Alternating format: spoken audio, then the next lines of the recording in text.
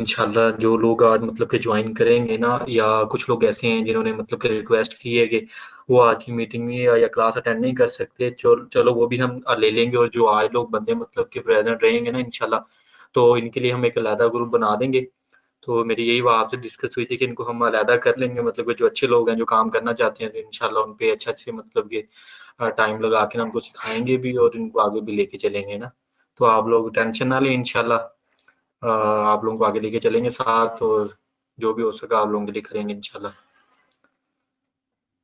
जी, इसके बाद हम इंशाल्लाह ग्रुप ग्रुप भी सेपरेट करेंगे। जो सीरियस पर्सन है ना, तो उन सपोर्ट नेक्स्ट टाइम उनको ही मिलेगी जो कि सीरियस होंगे। तो बाकियों को हम इंशाल्लाह ग्रुप से भी निकाल देंगे।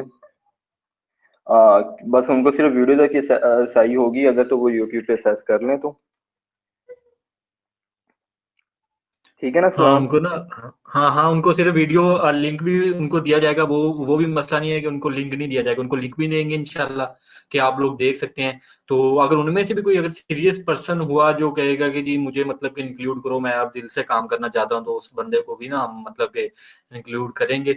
हमारा पर्पज तो जस्ट ओनली यही है कि आप लोगों को मतलब कि फैसिलिटेट किया जाए कैसे ना कैसे।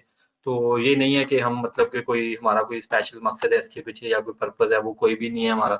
तो कोशिश यही है इंशाल्लाह।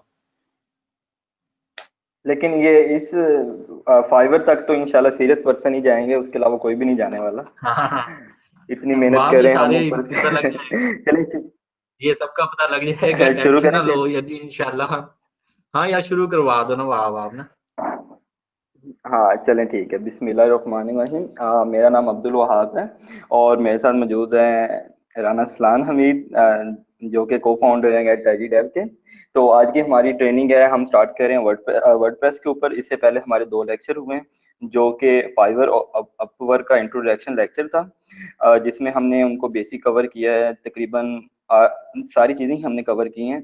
तो उसके बाद अब हम प्रैक्टिकल पार्ट अपना स्टार्ट कर रहे हैं, जिसमें हम आपको वर्डप्रेस रिलेटेड प्रैक्टिकल करके दिखाएंगे कि जो जो मार्केट की नीड है उनको देखते हुए, अपने एक्सपीरियंस को यूज करते हुए हम आपके साथ एक्सपीरियंस शेयर करेंगे। क्योंकि अगर आप कहीं कोर्सेज करने भी जाए ना, तो वो आपको जो नहीं किसी काम की चीज होती है, फजूल चीजें होती हैं, वहां पे भी आपके 2-2 महीने लगवा देते हैं कि आप ये करो, इस तरह करो, इस तरह करो। लेकिन उससे ये होता है कि आपकी जो मार्केट की नीड होती है वो रह जाती है।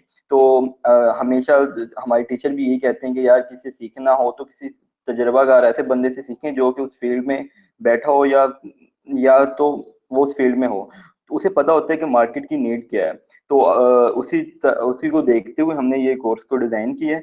तो आज की हमारी फर्स्ट लेक्चर है प्रैक्टिकल के लिहाज से वर्डप्रेस के ऊपर। तो ये वर्डप्रेस की आउटलाइन है, जो कि मैं आपके साथ थोड़ा सा डिस्कस करता चलूँ।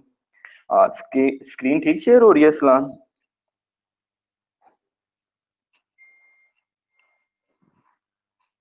हेलो?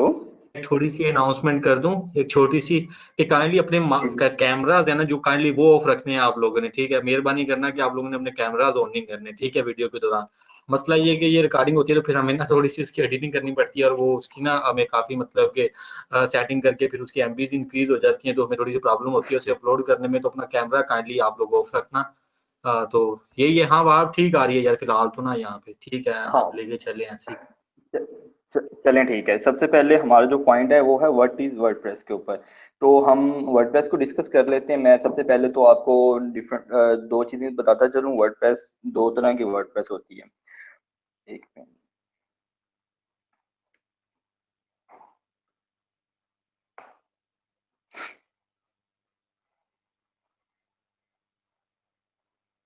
हम वर्डप्रेस की एप्लीकेशन को यूज करते हुए दो तरह से वेबसाइट बना सकते हैं। एक तो जो वर्डप्रेस हमें ऑफर करता है वो dot WordPress WordPress dot O R G, और दूसरी वर्डप्रेस डॉट कॉम है। तो सबसे पहले हम इसमें से डिफरेंस देख लेते हैं। सबसे पहले तो हम डिस्कस करते हैं कि वर्डप्रेस है क्या बेसिकली। वर्डप्रेस बेसिकली वर्डप्रेस की अगर हम बात करें तो ये एक सीएमएस है। CMS content management system. इसके अंदर हम आज से पहले जब ये एप्लीकेशन नहीं थी, वेब एप्लीकेशन, तो इस जो भी वेबसाइट बनती थी उसके अंदर बहुत सारी कोडिंग होती थी। कोडिंग के साथ साथ लोगों को बहुत सारे इशू आते थे, जिसकी वजह से उनकी कॉस्ट बहुत ज़्यादा इंक्रीज हो जाती थी। तो जब से ये वर्डप्रेस आया तो मिलियंस के हिसाब से बहुत बड़ी बड़ी वेबसाइट इनके ऊपर ट्रांसफर हुई हैं। तो ये बेसिकली हमें सर्विस क्या प्रोवाइड करते हैं, तो जो वर्डप्रेस है ये हमें वर्डप्रेस जो है इस ये हमें एक मैनेजमेंट सिस्टम प्रोवाइड करता है जिसको यूज करते हुए हम अपनी वेबसाइट को क्रिएट कर सकते हैं। इसमें इजी वे ये होता है कि इसमें ना तो हमें कोई डेटाबेस क्रिएट करनी पड़ती है, जब हम इंस्टॉल करते हैं तो ये ऑटोमेटिकली ये डेटाबेस खुद ब खुद क्रिएट कर देते हैं। तो वो भी हम देखेंगे कि किस तरह से ये डेटाबेस क्रिएट होती है। और दूसरा, इसके अंदर बहुत सारी हमें पेज बिल्डर मिल गए हैं जो कि आपको वेबसाइट बनाने के लिए सर्विस प्रोवाइड करते हैं। मिसाल के तौर पे मैं कुछ फेमस पेज बिल्डर का नाम लेना चाहूंगा, जिनमें एलिमेंटर इस टाइम मेरे ख्याल से टॉप पे जा रहा है। उसके बाद WP बेकरी है, उसके बाद विजुअल कंपोजर है, डेवी थीम डेवी बिल्डर है। तो ये बहुत सारे बिल्डर हैं जिनको यूज करते हुए आप हर तरह की वेबसाइट बना सकते हैं। तो वर्डप्रेस बेसिकली एक CMS है, आप इसको वेब एप्लीकेशन भी कह सकते हैं, कि जिसके अंदर आप वेबसाइट बनाते हैं। तो वेबसाइट जो होती है वो दो तरह की होती है, एक होती है स्टैटिक वेबसाइट होती है, एक होती है डायनामिक वेबसाइट होती है। जो स्टैटिक वेबसाइट होती है बेसिकली वो वेबसाइट ऐसी वेबसाइट होती है जिसका कंटेंट बार बार चेंज नहीं होता। मिसाल के तौर पे मैं अगर आपको गेट आई डेव की एग्जांपल दूं तो आप ये देख सकते हैं कि ये वेबसाइट हमने अपने पोर्टफोलियो के लिए बनाई है। तो ये वेबसाइट एक दफा बन चुकी है, आई थिंक नेट का इशू जिसकी वजह से ये स्लो लोड हो रही है। आप ये देखें, ये हमने कंटेंट अपना सर्विसेज अपनी ये इंफॉर्मेशन अपनी एक दफ़ा ऐड कर दी हुई है। तो हमें दोबारा दोबारा इसको ऐड करने की ज़रूरत नहीं है। तो ये हमारी स्टैटिक वेबसाइट कहलाती है, जिसके अंदर हम हमें बार बार से कंटेंट को अपडेट ना करना पड़े, वो उसको स्टैटिक वेबसाइट कहते हैं। और जो डायनामिक वेबसाइट होती है वो मैं आपको एग्जाम्पल देता हूँ लाहौरी मैगजीन की। ये बेसिकली ब्लॉग टाइप वेबसाइट होती है, जिसके अंदर यूजर एडमिनिस्ट्रेटर या और बहुत से लोग जो होते हैं वो वेबसाइट को अपडेट कर रहे होते हैं डिफरेंट वेज के साथ, पोस्टिंग वॉलपेपर की वेबसाइट भी होती है। तो उसको हम डायनामिक वेबसाइट कहते हैं। तो स्टैटिक और वेबसाइट डायनामिक वेबसाइट का जो डिफरेंट होप्स हो के क्लियर हो गया होगा आपको। तो जो कि हमारी जो कंपनी की प्रोफाइल्स वगैरह होती हैं वो ज्यादातर बनती है स्टैटिक वेबसाइट में है। और जिसके जरिए सिर्फ आपने अपना पोर्टफोलियो भी अगर बनाना तो वो भी आपका स्टैटिक ही होगा। ये अलग बात है कि आप पोर्टफोलियो के अंदर आप पिक्चरिंग या वो चीजें ऐड कर रहे हो, तो आप एज ए डेवलपर कर रहे हो। तो उस चीज में वर्डप्रेस जो है ये आपको बहुत अच्छी सर्विस प्रोवाइड करती है। ये एक एप्लीकेशन ऐसी है जो कि आपको बहुत, एक ऐसा पर्सन जो कि बिल्कुल इस फील्ड का भी नहीं है, वो अगर एक महीना भी इसके ऊपर एफर्ट करता है तो अच्छी खासी अपनी अर्निंग स्टार्ट कर सकता है। और काफी अगर लॉन्ग टर्म उसे कोई क्लाइंट अच्छा मिल जाता है तो उसे फिर तो कुछ और करने की जरूरत भी नहीं पड़ती है। लेकिन ये है कि आपको एक दफा इसके अंडरस्टैंडिंग करनी पड़ती है, क्योंकि जब आप फ्रीलांसिंग प्लेटफॉर्म के ऊपर आते हैं तो कोई भी काम ऐसा नहीं होता ज्यादातर जो आपको रिपीट हो रहे हो। तो हर दफा आपको नए चैलेंजेस आते हैं हर एक लिहाज से। तो उस तरह आपने अपने आप को ट्रेन करना है। ये नहीं है कि जो चीज हमने आपको बता दी है आपने उसी के ऊपर रहना है, आपने खुद से भी उसके ऊपर थोड़ी सी सर्चिंग करनी है और उसके बारे में, यानी कि आपने प्रैक्टिकल करना है। वो आप जैम पे करें वैम पे करें या कोई और आप अपनी होस्टिंग वगैरह परचेज करके करें। तो वर्डप्रेस के हिसाब से अगर किसी को इशू हो तो क्वेश्चन प्लीज पूछ सकते हैं। आप मैसेज भी कर सकते हैं चैट बॉक्स में, अगर किसी का माइक वगैरह का इशू है तो नो इशू। तो वर्डप्रेस की समझ आ गई होगी आपको। मैं सॉरी, मैं अब आपको डिफरेंस बताता हूँ wordpress.com में।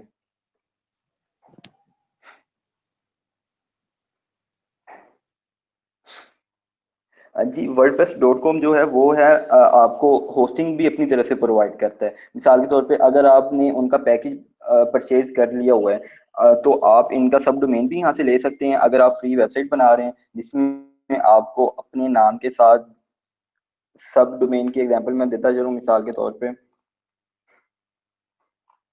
जैसे कि अगर मैंने इसके ऊपर सब डोमेन बनाना है तो वो सब डोमेन मेरा बनेगा wahab.wordpress.com होगा या org होगा, इसका मुझे डाउट है क्योंकि मैंने वर्डप्रेस पे बनाया ही नहीं है। ठीक है, तो इस तरह का आपको ये फ्री में जो होगा प्रैक्टिकल के लिए आपको देंगे। लेकिन इसमें जो एडिटिंग होती है वो लिमिटेड होती है। ये थीम आपको खुद प्रोवाइड करते हैं, इनके बहुत सारे थीम्स होते हैं जब आप इनकी सर्विस लेते हो।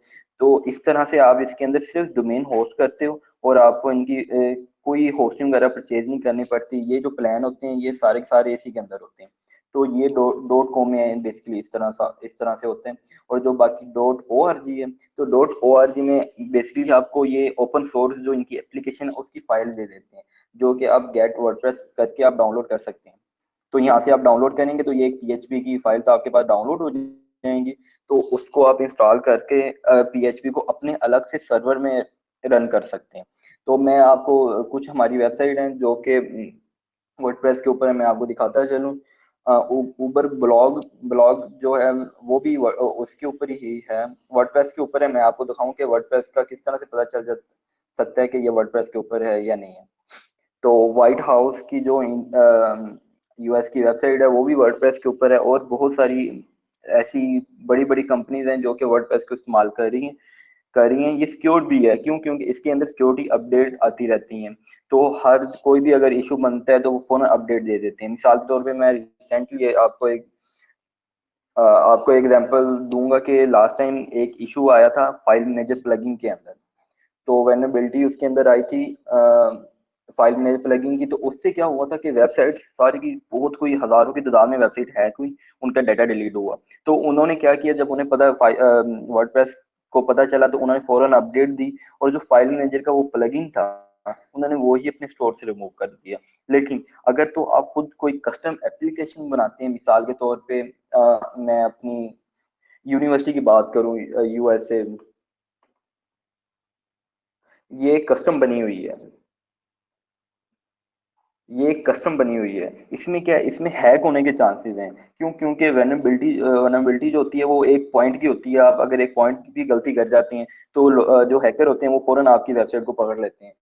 लेकिन जो वर्डप्रेस है, वो वर्डप्रेस बिल्कुल भी इतना इतना ज्यादा स्ट्रॉन्ग अपने आप को रखता है सिक्योरिटी के लिहाज से, और एक ऊपर से ओपन सोर्स है कि वो आपको इशू ही नहीं आने देता कि ये भी आपको सिक्योरिटी के लिहाज से वो अब जिस तरह एंटीवायरस अपने आप को अप टू डेट रखते हैं, इसी तरह यहाँ पे बहुत बड़े बड़े प्रोग्रामर बैठे हुए हैं जो कि अप टू डेट रखते हैं अपने आप को, और बाद में वो ऐसा कोई भी इशू नहीं क्रिएट होने देते। अब ये देखें, ये उबर की वेबसाइट मैंने ओपन की थी ब्लॉग की, तो ये देखें ये WP/content।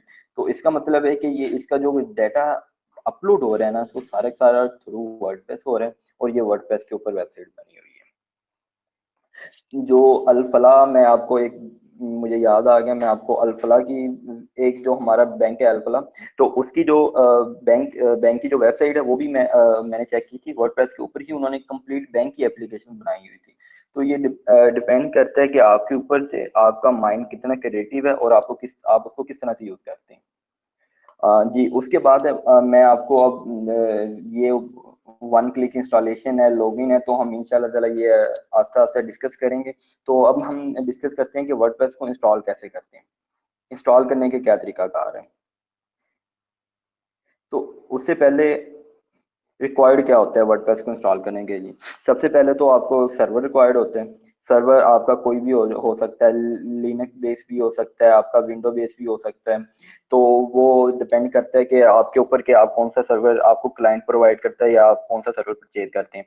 तो उसमें आपको डेटाबेस क्रिएट करनी होती है। डेटाबेस क्रिएट करनी, सर्वर की रिक्वायरमेंट बता रहा हूँ, जो जो सर्वर के लिए रिक्वायर्ड होता है। तो उसके बाद ये जो कुछ डिफ़ॉल्ट एप्लीकेशन होती हैं जो कि सर्वर के अंदर बाय डिफ़ॉल्ट इंस्टॉल होती हैं, अगर तो वो इंस्टॉल नहीं है तो फिर आपको होस्टिंग जो ओनर होते हैं उनसे सपोर्ट से बात करके वो इंस्टॉल करवानी होती हैं होस्टिंग में। तो देन फिर आपकी वर्डप्रेस काम करती है। जैसे ये MySQL है, PHP है, और इस तरह की जो एप्लीकेशन है। लेकिन अगर यूजर साइड की हम बात करें, जो कि आपको सिर्फ इंस्टॉल करने के लिए रिक्वायर्ड होता है, वो आपको दो चीजें रिक्वायर्ड होती हैं। एक तो आपको डेटाबेस रिक्वायर्ड होती है, और दूसरी आपको वर्डप्रेस की जो फाइल्स रिक्वायर्ड होती हैं, जो कि मैं आपको अभी डाउनलोड करके दिखाता हूँ। तो आप दो तरह से वर्डप्रेस इंस्टॉल कर सकते हैं, एक तो मैनुअल है, दूसरा ऑटो है। तो ऑटो का मतलब ये जो मैं हमने आपको दिखाया कि वन क्लिक इंस्टॉलेशन। आज की इस वीडियो में हम वन क्लिक इंस्टॉलेशन की ही बात करेंगे कि हम किस तरह से हम इसको यूज करते हुए हम अपने वर्डप्रेस को इंस्टॉल कर सकते हैं। तो सबसे पहले तो मैं आपको बताता चलूं कि वन क्लिक इंस्टॉलेशन के लिए सर्वर मैंने आपको बताया दो तरह के होते हैं, एक लिनक्स बेस होता है, एक विंडो बेस होता है। तो नेक्स्ट जो हमें रिक्वायर्ड होता है वो सर्वर के अंदर कंट्रोल पैनल होते हैं। जो कंट्रोल पैनल होता है वो क्लाइंट आपको खुद प्रोवाइड करता है। मिसाल के तौर पे मैं आपको बता दूं कि ज़्यादातर जो विंडो बेस्ड सर्वर होते हैं उनके अलग कंट्रोल पैनल होते हैं, उन्होंने खुद से डिज़ाइन किए होते हैं, उन्होंने खुद से डिज़ाइन किए होते हैं कंट्रोल पैनल। लेकिन जो लिनक्स बेस होते हैं मोस्टली जो कॉमनली सबसे ज़्यादा यूज़ होने वाले हैं, और उनके अंदर सी पैनल यूज़ किया इंस्टॉल किया होता है। सी पैनल बेसिकली एक ऐसा सिस्टम है जो कि आपकी वेबसाइट के बैकएंड को मैनेज करने के लिए इस्तेमाल किया जाता है।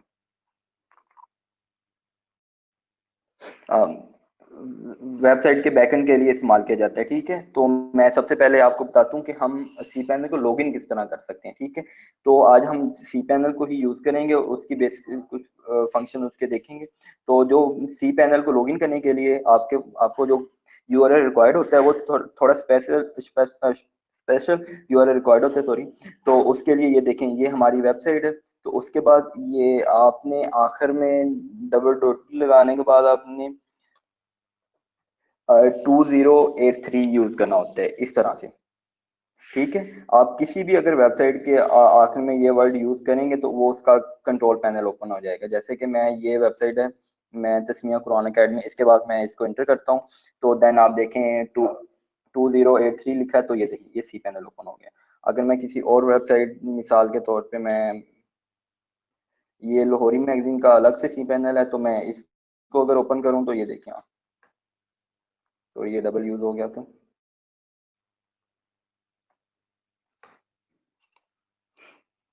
ये देखिए ये इसका सी पैनल ओपन हो गया। हर सर्वर का अलग से सी पैनल होता है। ठीक है, तो ये आपको जब आप होस्टिंग परचेज करते हैं, होस्टिंग वाले आपको इंस्टॉल करके देते हैं, तो इसमें से आपने घबराना नहीं है कि हमें ये कहाँ से मिलेगा कहाँ से नहीं। जब आप होस्टिंग परचेज करेंगे या क्लाइंट आपको खुद ये प्रोवाइड करके देगा जब आपने वर्डप्रेस इंस्टॉल करनी होगी। तो सबसे पहले हम इसमें लॉगिन कर लेते हैं। मैं सी पैनल में लॉगिन करता हूँ। ये मेरा यूजर नेम पासवर्ड है, तो ये देखें ये वेरिफिकेशन कर रहा है।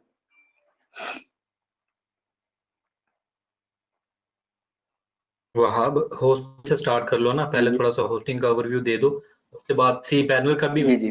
उसके अंदर ही बता देना कि सी पैनल यहाँ से हमने लिया है, ठीक है। होस्टिंग, अच्छा होस्टिंग की टाइप्स की बात कर रहे हैं आप? हाँ हाँ, मैं कह रहा हूँ कि होस्टिंग का थोड़ा ओवरव्यू दे के उसके अंदर से बता दो कि हमें सी पैनल यहाँ से मिला है, उनको थोड़ा सा ओके ना ओके क्लियर हो ओके जाएगा वो सी ओके पैनल ओके। को ना। जी हाँ जी, हाँ। बेटर हो गया, बेटर हो गया, मैं समझ गया। अच्छा, जी असलान ने एक चीज़ का इजाफा कर दिया है, तो मे भी काफ़ी नॉन टेक्निकल मेंबर भी होंगे हमारे ग्रुप के अंदर, तो जिनको अभी तक डोमेन और होस्टिंग का नहीं पता होगा, तो मैं माजरत, क्योंकि हमने कंप्लीट एक आउटलाइन तो बना ली थी लेकिन उस मुताबिक डिजाइन नहीं किया था, क्योंकि मैं समझ रहा था कि ये बेसिक चीजें हैं शायद कवर अप हो जाए। चले मैं आपको बताता चलूँ कि आपको दो चीजें रिक्वायर्ड होती हैं जब आप कोई वेबसाइट बना रहे हो। एक आपको डोमेन रिक्वायर्ड होता है और दूसरा आपको होस्टिंग रिक्वायर्ड होती है। ठीक है, जो डोमेन होता है ये हमारे डीएनएस होता है। ये एक किस्म का डोमेन हमारी कंपनी का नेम होता है जो कि हम डीएनएस के थ्रू लिंक करते हैं अपनी होस्टिंग के साथ। ठीक है, डोमेन नेम सर्वर के थ्रू। तो जब हम कोई भी होस्टिंग परचेज करते हैं तो वो हमें एक स्पेशल नंबर दे देता है कि आप अपनी वेबसाइट को असेस कर सकते हैं, मिसाल के तौर पे कोई भी इस तरह से उसके साथ आईपी एड्रेस के साथ। तो ये होस्टिंग का आईपी एड्रेस हो सकता है कि ये आपको इस तरह का कोई मिले। तो इसमें यह है कि जब आप होस्टिंग परचेज करते हैं तो वो सिंपल आपको एक नेम सर्वर दे देता है कि ये आपका नेम सर्वर है, आप अपनी वेबसाइट को इस तरह से एक्सेस कर सकते हैं। लेकिन देख सकते हैं कि अगर कोई ऐसा नंबर लिखने के लिए मिल जाए तो वो तो आपको बहुत मुश्किल होगा एक्सेस करने के लिए। तो इसके लिए सिंपल अवे जो यूज होता है वो यूज करते हैं हम डोमेन। डोमेन क्या करता है, डोमेन इसको रिप्लेस कर देता है नेम के साथ। बैकएंड के ऊपर नेम ही होता है और उसके बाद जो हम इंटर कर रहे होते हैं वो डोमेन होता है। मिसाल के तौर पे डोमेन, जैसे अब मैं getIDev.com की बात कर रहा हूँ तो ये डोमेन है, लेकिन इसको जो होस्टिंग के साथ लिंक कर रहा है ना वो एक नंबर है। वो कोई भी नंबर हो सकता है, इस तरह से आईपी एड्रेस जिसे कहते हैं सर्वर का। तो बेसिकली डोमेन और होस्टिंग हमें रिक्वायर्ड होती है किसी भी वेबसाइट को क्रिएट करने के लिए। तो दो दो हो सकते हैं तरीके। एक तो हम डोमेन होस्टिंग परचेज कर लें, बहुत सारी कंपनीज हैं। मिसाल के तौर पे मैं अपने ही एक दोस्त की वेबसाइट आपको दिखाता चलूं जो कि होस्टिंग सेल करती है। तो ये देखें, ये एक होस्टिंग है होस्ट बेस्ट डॉट नेट के नाम से, जो कि आपको डोमेन और होस्टिंग देती है। तो डोमेन की जो बेसिकली प्राइस होती है वो $12 होती है। अगर तो आप नए हैं, अगर फर्स्ट टाइम खरीद रहे हैं तो आप GoDaddy से भी डोमेन खरीद सकते हैं, जो कि आपको तकरीबन 700 रुपये का आई थिंक मिलेगा फर्स्ट टाइम अगर आप परचेजिंग करें। तो आप आने अगर अपनी वेबसाइट बनानी है पोर्टफोलियो के लिए या किसी भी चीज के लिए, तो आप डोमेन जो है आप GoDaddy से ले सकते हैं। ये देखें आप फर्स्ट टाइम सॉरी, जो फर्स्ट यूजर होगा एक क्रेडिट कार्ड के थ्रू या डेबिट कार्ड के थ्रू, तो आपको वो 700 रुपये का डोमेन मिलेगा। तो कभी था कि इनका डोमेन 150 का मिला करता था, लेकिन अब इन्होंने प्राइजेस हाई कर दी, तो आप देख सकते हैं। तो उसके बाद आपको एक तो डोमेन रिक्वायर्ड होता है, एक होस्टिंग रिक्वायर्ड होती है। तो होस्टिंग की मैं ये आपको दिखाता चलूँ, ये होस्टिंग है। तो इसमें डिफरेंट किस्म के पैकेजेस होते हैं। होस्टिंग बेसिकली होती क्या है, ये एक स्पेस होती है जो कि हमें अलाउ करती है कि हम अपनी फाइल को स्टोर कर सकें, और उसके बाद हम दुनिया के किसी भी कोने में उसको एक्सेस कर सकते हैं। मिसाल के तौर पे ये सर्वर अब हमारी वेबसाइट है गेट, तो हम उसको किसी भी जगह जाके हम उसको एक्सेस कर सकते हैं। हमें कोई किसी किस्म का इशू नहीं होगा कि हमारी फाइल रखी, हम अपनी कुछ डाटा भी रख सकते हैं किसी किस्म का भी। वो बेसिकली सर्वर होते हैं, और सर्वर के अंदर एक फोल्डर बन जाता है आपकी वेबसाइट का, और जिससे आप अपनी वेबसाइट को एक्सेस कर रहे होते हैं। ये आप पे डिपेंड करता है कि आप वेबसाइट कैसे बनाते हैं और उसका डाटा किस तरह का उस पर अपलोड करते हैं। तो अगर होस्टिंग की बात करें, तो होस्टिंग में बेसिकली जो मेन चीजें होती हैं वो दो चीजें होती हैं। क्योंकि होस्टिंग जब परचेज करते हैं, होस्टिंग का मतलब एक डोमेन तो आपको अलाउ करेंगे ही करें एक वेबसाइट। जैसे कि मिसाल के तौर पे ये है कि आपको एक डोमेन अलाउ करें, तो जो चीजें मद्देनजर रखने की होती हैं वो ये होती हैं कि आपको वो स्टोरेज कितनी दे रहे हैं और आपको बैंडविड्थ कितनी दे रहे हैं। तो सबसे पहले हम स्टोरेज की बात कर लें। तो स्टोरेज ये इसी तरह ही होता है जैसे कि हमारा मोबाइल का डाटा हमारे मोबाइल की स्पेस है, या तो हमारे लैपटॉप की स्पेस है। तो मिसाल के तौर पे मैं यहाँ पे अपनी कोई भी डिवाइस ड्राइव ओपन कर लूँ, ये तो ये देखें यहाँ पे अगर, तो ये देखिए 14 GB है। तो मिसाल के तौर पे ये जो ड्राइव बनी हुई है मेरी 14 GB की बनी हुई है, तो इसके अंदर मैं 14 GB ही डाटा स्टोर कर सकता हूँ। तो जो हमें होते हैं होस्टिंग प्रोवाइडर, वो हमें 14 GB स्पेस दे देती हैं, लेकिन यहाँ पे वो आपको अराउंड अबाउट 2 GB से कम दे रहा है, थोड़ा सा कम, यानी कि 2000 MB डाटा दे रहे हैं, जो कि SSD स्टोरेज है। तो इसमें यह है कि आप अपना 200 MB तक की फाइलें स्टोर कर सकते हैं। अगर हम स्टैटिक वेबसाइट करें और ब्लॉगिंग की तरफ ना जाएं, तो आपके लिए यही पैकेज बहुत होता है कि आप इसको परचेज कर लें। और जो प्रोफाइल बेस्ड वेबसाइट है, मिसाल के तौर पर पोर्टफोलियो वगैरह, या किसी कंपनी की जिसके अंदर पोस्टिंग वगैरह नहीं होती, तस्वीरें वगैरह ऐड नहीं होती हर दफा, तो आप के लिए ये काफी है। लेकिन आपको आपने परचेज करते टाइम ये इस चीज का ख्याल रखना है कि यार ये तो कम नहीं है कि अगर मैं ब्लॉग साइट स्टार्ट कर रहा हूँ, तो मैंने ये देखा कि ये ईयरली आया तो $18, ये पाकिस्तानी ये 2500 बन जाएगा, कितना भी बन जाएगा, तो वो हमें इतने की दे रहा, तो ये तो बहुत सस्ता है, मैं ये परचेज कर लूँ। लेकिन जब आप वेबसाइट बनाना स्टार्ट करें, तो आप दो 2000 MB आपके लिए काफी ही ना हो, तो देन फिर आपको पैकेजिंग इंक्रीज करना पड़ेगा। तो सबसे पहले तो स्पेस होगी है, उसके बाद हमने बात की थी बैंडविड्थ की। बेसिकली बैंडविड्थ क्या होती है, ये ट्रांसफर नंबर ऑफ विजिटर होते हैं, नंबर ऑफ ट्रांसफर डाटा होते हैं, कि हम अपनी वेबसाइट में कितना डाटा ट्रांसफर कर सकते हैं और लेके आ जा सकते हैं। जो यूजर होंगे तो वो कितने लोड हमारी वेबसाइट पे डाल सकते हैं। तो जितना ज्यादा हो सके ना, जितनी अच्छी हो सके आपने बैंडविड्थ लेनी है। और ये होस्टिंग जो स्पेस है, ये आप पे डिपेंड करता है कि आप कितनी लेते हैं।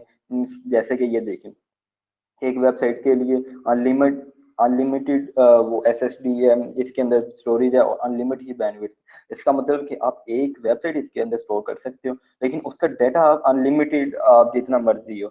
मैं SSL पे भी बात करूंगा इसके बाद कि ये SSL क्या होता है, क्योंकि SSL का भी गीक्स बहुत ज्यादा है कि इसको किस तरह से एक्टिव करते हैं, और सिर्फ एक एडिट की वजह से ये कैसे यानी कि काम करता है। मैं नेक्स्ट इसी पे मूव ऑन करता हूँ। तो आप देख रहे हैं तीसरा पैकेज जो है, इसके अंदर सब कुछ ही अनलिमिटेड है। आप इसके अंदर वेबसाइट्स भी अनलिमिटेड होस्ट कर सकते हैं। मिसाल के तौर पे अब हमारी कंपनी की जो होस्टिंग है, हमने एक ही होस्टिंग परचेज की है, तो हमें सस्ती मिली है।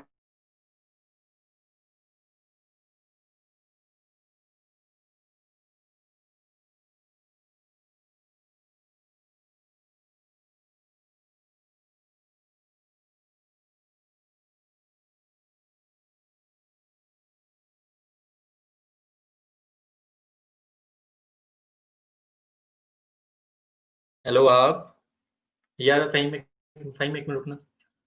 वहाब, यार लगता है ना उनका कोई साउंड प्रॉब्लम है।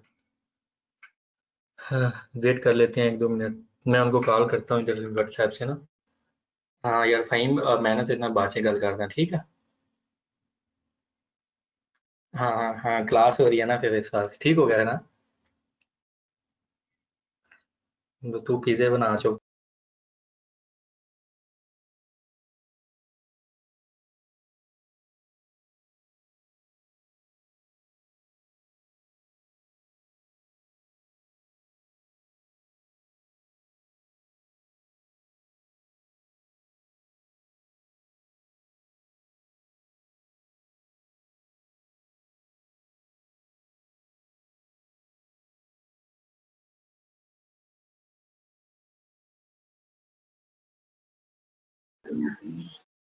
आप लोगों का कोई क्वेश्चन है तो इतनी देर में आप क्वेश्चन पूछ सकते हैं मुझसे ना।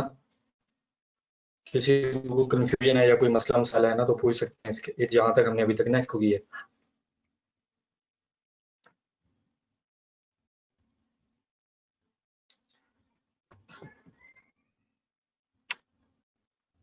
हाँ, जुनैद यार, मैंने आपने जो क्वेश्चन पूछा था कि फॉर एग्जांपल बैंडविड्थ के बारे में। अच्छा यार, ये बैंडविड्थ होती है, फॉर एग्जांपल इसको स्टोरेज लगा लें। देखिए बैंडविड्थ है 40 जीबी। आप इसके अंदर ना फॉर एग्जांपल 40 जीबी तक ना डेटा सेव कर सकते हैं, ठीक है? फॉर एग्जांपल जैसे जैसे आप अपनी सॉरी मोहम्मद जुनैद, मैं आपको बताता हूँ यार, मेरे ना उमर उस्मान का नीचे आ गया था तो मैंने उसको कंटिन्यू कर लिया। तो यार ये बैंड कह लें, स्टोरेज कह लें, ठीक है? तो ये एसएसडी है ना, फॉर एग्जांपल ये इसकी रैम कह लें आप लोग, ठीक है? 2 जीबी रैम कह लें, ठीक है? इसकी 2 जीबी रैम होगी, ठीक है? For example. और जो बैंडविड्थ है 40 जीबी, इसका मतलब है कि आप इसके अंदर 40 जीबी तक डेटा सेव कर सकते हैं, ठीक? ये सीन है, स्टोरेज लगा लें इसकी, ठीक? और server and database explain bit, okay. Dale पूछ रहे हैं। अच्छा सर्वर, या देखें सर्वर होता है फॉर एग्जांपल जिस पे आप अपनी ना, इसको सर्वर को मैं एक सिंपल अल्फाज में आप लोगों को कहूंगा कि ये आपकी होस्टिंग है, ठीक है? आप ज्यादा इसको बिट मतलब कि आप ज्यादा कम्प्लेक्स ना हो, आप इसको यही लगा लेंगे, सर्वर यही है कि आपकी होस्टिंग है। होस्टिंग का मतलब होता है जिसके ऊपर आप साइट होस्ट करते हैं। फॉर एग्जांपल आप अपने किसी रिश्तेदार के घर जाते हैं, ठीक है? तो वो आपका होस्ट होता है, आप उसके घर जाके रहते हैं। हम इसी तरह अपनी साइट को, जो डोमेन होता है ना, उसको होस्ट करते हैं होस्टिंग के ऊपर, ठीक है? वालेकुम। उसको आप सिंपल अल्फाज में सर्वर कह लें या होस्टिंग कह लें। हाँ वहां आ गए आप? यार माजरत, वो इंटरनेट बंद हो गया, मुझे पता भी नहीं चला ये बंद कब हुआ है। मैं कहाँ पे था वैसे जब इंटरनेट बंद हुआ? यार चले कोई गल नहीं ना। ये मुझे बताइएगा काइंडली, ये बैंडविड्थ कवर होगी है यहाँ तक? मैंने बैंडविड्थ का ना बता दिया इनको ना। ठीक हो गया है, तो वो उसके बाद क्वेश्चन था एक एसएसएल बंदे का। सर्टिफिकेट। नहीं, नहीं, नहीं, SSL नहीं बताया, ये आप बता देना, ठीक है? हाँ चलें, ये मैं इंशाल्लाह, ये भाई का मैसेज भी आया कि होस्टिंग के आगे बता दें। यार बहुत सारे लोगों को नहीं पता होता, तो डिटेल में थोड़ा सा इसलिए हम बता रहे हैं। तो अब हम बात करते हैं एसएसएल सर्टिफिकेट की। तो एसएसएल सर्टिफिकेट एक ऐसी लेयर होती है या ऐसी स्लॉट होती है जो कि जब हम डाटा अपना इंटर कर रहे होते हैं, मिसाल के तौर पे मैं यहाँ पे वहाब लिखा है, ये जो प्रोसेस है मेरे वहाब लिखने से और सर्वर के अंदर इंटर होने तक, तो इसको जो सिक्योर करता है, इंक्रिप्ट करता है, वो एसएसएल होता है। तो एसएसएल बेसिकली आप देख सकते हैं कि ये ये जो वेबसाइट है, तो इसके अंदर एसएसएल एक्टिव है। तो इंटरनेट कनेक्शन सिक्योर लिखा हुआ है, तो इसका मतलब ये सिक्योर है। और इसमें जो हम पासवर्ड वगैरह या कोई भी चीज अगर हम इंटर करेंगे ना, तो वो सिक्योर होगी मतलब इनक्रिप्ट होगी, जैसे कि आपने व्हाट्सएप के अंदर लिखा देखा होता है एंड टू एंड इंक्रिप्शन। लेकिन ये इतनी ज्यादा इंक्रिप्शन नहीं है, बिल्कुल भी नहीं है, ये फजूल किस्म की है। लेकिन ये है कि ये रिकमेंड नहीं करता है ना। तो अगर आपकी वेबसाइट पे एसएसएल नहीं है तो गूगल भी आपको रिकमेंड नहीं करता, तो इस वजह से ये आपको लाजमी लगाना पड़ता है। बहुत सारी होस्टिंग है जो कि आपको फ्री में एसएसएल देती है, जैसे कि ये देखें, इसके अंदर भी एसएसएल है, इसके अंदर भी एसएसएल है। तो इसमें बहुत सारी टाइप्स होती हैं। अगर आपको कोई ज्यादा हाई क्लास एसएसएल चाहिए जो कि आपकी कंपनी के नाम के ऊपर रजिस्टर हो, मिसाल के तौर पे, और सिक्योर, जहाँ पे सिक्योर लिखा होता है, लॉग होता है, वहां पे आपका नेम भी आ रहा हो, तो फिर आपको वो उसी तरह से परचेज करनी होती है। तो अभी तक अगर होस्टिंग और डोमेन को लेके किसी का क्वेश्चन है तो प्लीज आप माइक ऑन करके पूछ सकते हैं, ताकि फिर हम आगे मूव ऑन करें, और आप चैट में मैसेज भी कर सकते हैं। हाँ जी, किसी का क्वेश्चन है कोई?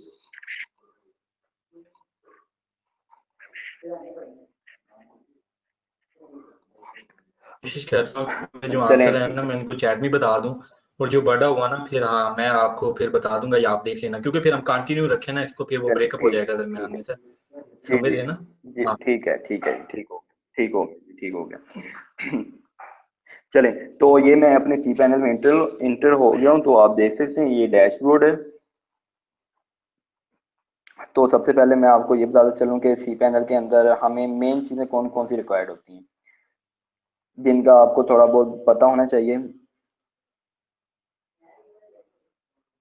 एक तो ये सबसे पहले फाइल मैनेजर है, ठीक है। ये फाइल मैनेजर के अंदर आपका सारा का सारा डाटा, आपकी फाइल्स सेव होती हैं। मिसाल के तौर पे मैंने ये ओपन करके आपको दिखाता हूँ एक। ये देखें, ये मेरी अगर कोई वेबसाइट, अगर मैं ये सब डोमेन अपना ओपन करूँ, सॉरी इसके अंदर सब डोमेन नहीं है, तो कोई भी वेबसाइट अगर मैं ये ब्लॉग बॉट्स ओपन कर लूँ, तो ये देखें ये फाइल्स हैं, ये वर्डप्रेस की फाइल्स हैं।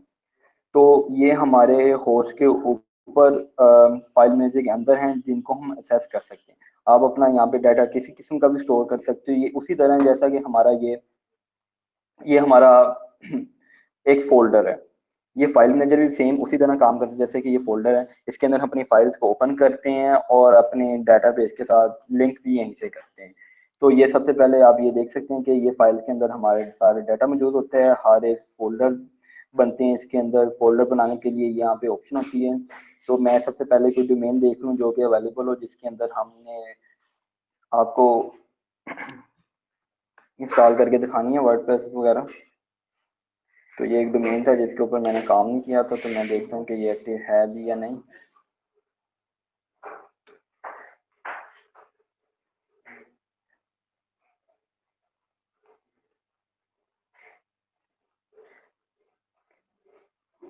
चले, मैं साथ के साथ आपको नेक्स्ट भी बताता चलूँ।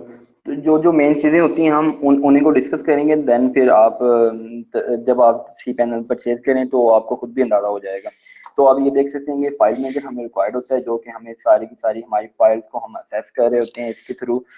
उसके बाद जो चीज़ दूसरी रिक्वायर्ड होती है वो होती है एफटीपी अकाउंट।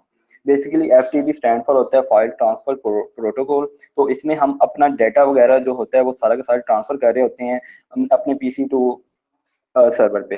तो बेसिकली ये लार्ज फाइलों के लिए इस्तेमाल भी किया जाता है, और बाकायदा इसके लिए एप्लीकेशन होती हैं कि आप जब कोई भी अकाउंट वगैरह बनाते हैं तो वो खुद भी आपको रिकमेंड कर देते हैं। जो अगर तो साइबर डक के नाम से एक एप्लीकेशन है जो कि ज़्यादा बेस्ट है एफटीपी के लिए।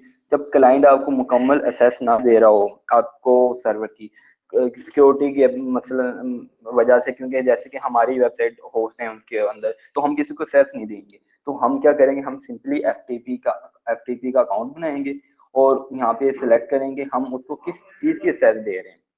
तो देन हम एक यूज़र क्रिएट कर देंगे। यूज़र क्रिएट करने के बाद यहाँ से आप देख सकते हैं कि लॉगिन पासवर्ड, आप वेरिफिकेशन पासवर्ड, और यहाँ से सिर्फ आपको डायरेक्टरी बतानी होती है कि आपने कौन सी डायरेक्टरी में एक्सेस देनी है, कि वो कहाँ पे आप आपके डाटा को एक्सेस कर सकते हैं। तो सिंपल आपने क्रिएट अकाउंट कर देना है। तो यहाँ से अगर आप कॉन्फ़िगर एफटीपी क्लाइंट की बात करें तो ये देखें, ये आपको इस तरह से डिटेल आ रही होती है। ये मैंने जैसे आपको बताया था कि वो खुद भी रिकमेंड कर देती हैं आपको एप्लीकेशन। ये कोर एफटीपी है, साइबर डक है। साइबर डक मैक के लिए उन्होंने किया, लेकिन ये विंडो के अंदर भी इस्तेमाल होती है और ज़्यादा यही रिकमेंड की जाती है, लाइट वेट है। तो देन आप देख सकते हैं कि एक यूज़र नेम है जो कि मैंने क्रिएट किया हुआ है ऑलरेडी। उसके बाद एफ सर्वर होते हैं। बेसिकली एफ भी दो किस्म के होते हैं, एक एफ टी पी एस होता है और एक अकेला एफ टी पी होता है। तो उसमें सिर्फ सर्वर का ही चेंज होता है कि वो आपको किस तरह का, यानी कि यूजर अलाउ करता है। तो देन जो तीसरे नंबर पे बात आती है वो पोर्ट होती है। बेसिकली चार चीजें हमें रिक्वायर्ड होती हैं, एक यूजर नेम, दूसरा सर्वर सर्वर का एड्रेस, तीसरी पोर्ट, और जो फोर्थ नंबर पे आती है वो हमारा पासवर्ड होता है जो कि हमने यहाँ पे लगाया होता है। ये हमें सिर्फ अपना डाटा सर्वर में एक्सेस करने के लिए इस्तेमाल किया जाता है। इसको एफटीपी कहते हैं। और अगर हम वापस हैं, एफटीपी हो गया, फाइल मैनेजर हो गया। तो ओके, उसके बाद जो हमें मेन चीज़ रिक्वायर्ड होती है वो होती है जी डेटाबेस। डेटाबेस में आप देख सकते हैं कि सी पैनल के अंदर my SQL database he use की जाती है।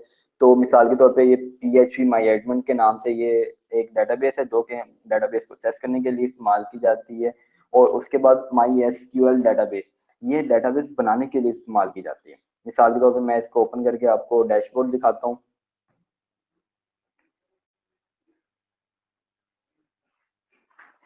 जी, इस्लाम अली का मैसेज आया कि तस्मिया कुरान अकेडमी.com वेबसाइट है। जी, ये एक वेबसाइट है जिसका हमने सी पैनल ओपन किया हुआ है।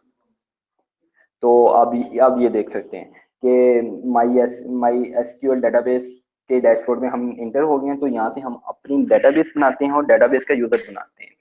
तो मैं सबसे पहले जल्दी से एक सब डोमेन क्रिएट कर लेता हूँ, या सबसे पहले एड ऑन डोमेन देख लेता हूँ कि इसके अंदर कोई डोमेन ऐड है। चले मैं अभी देखता हूँ, पहले हम इस चीज़ों को कवर कर लें। PHP माई एडमिन होता है आपकी डेटाबेस को असेस करने के लिए, और माई एसक्यूएल डेटाबेस होता है आपकी वेबसाइट की डेटाबेस का यूजर बनाने के लिए और उसका डेटाबेस बनाने के लिए। ठीक हो गया। उसके बाद ऑप्शन आती है डोमेन्स की।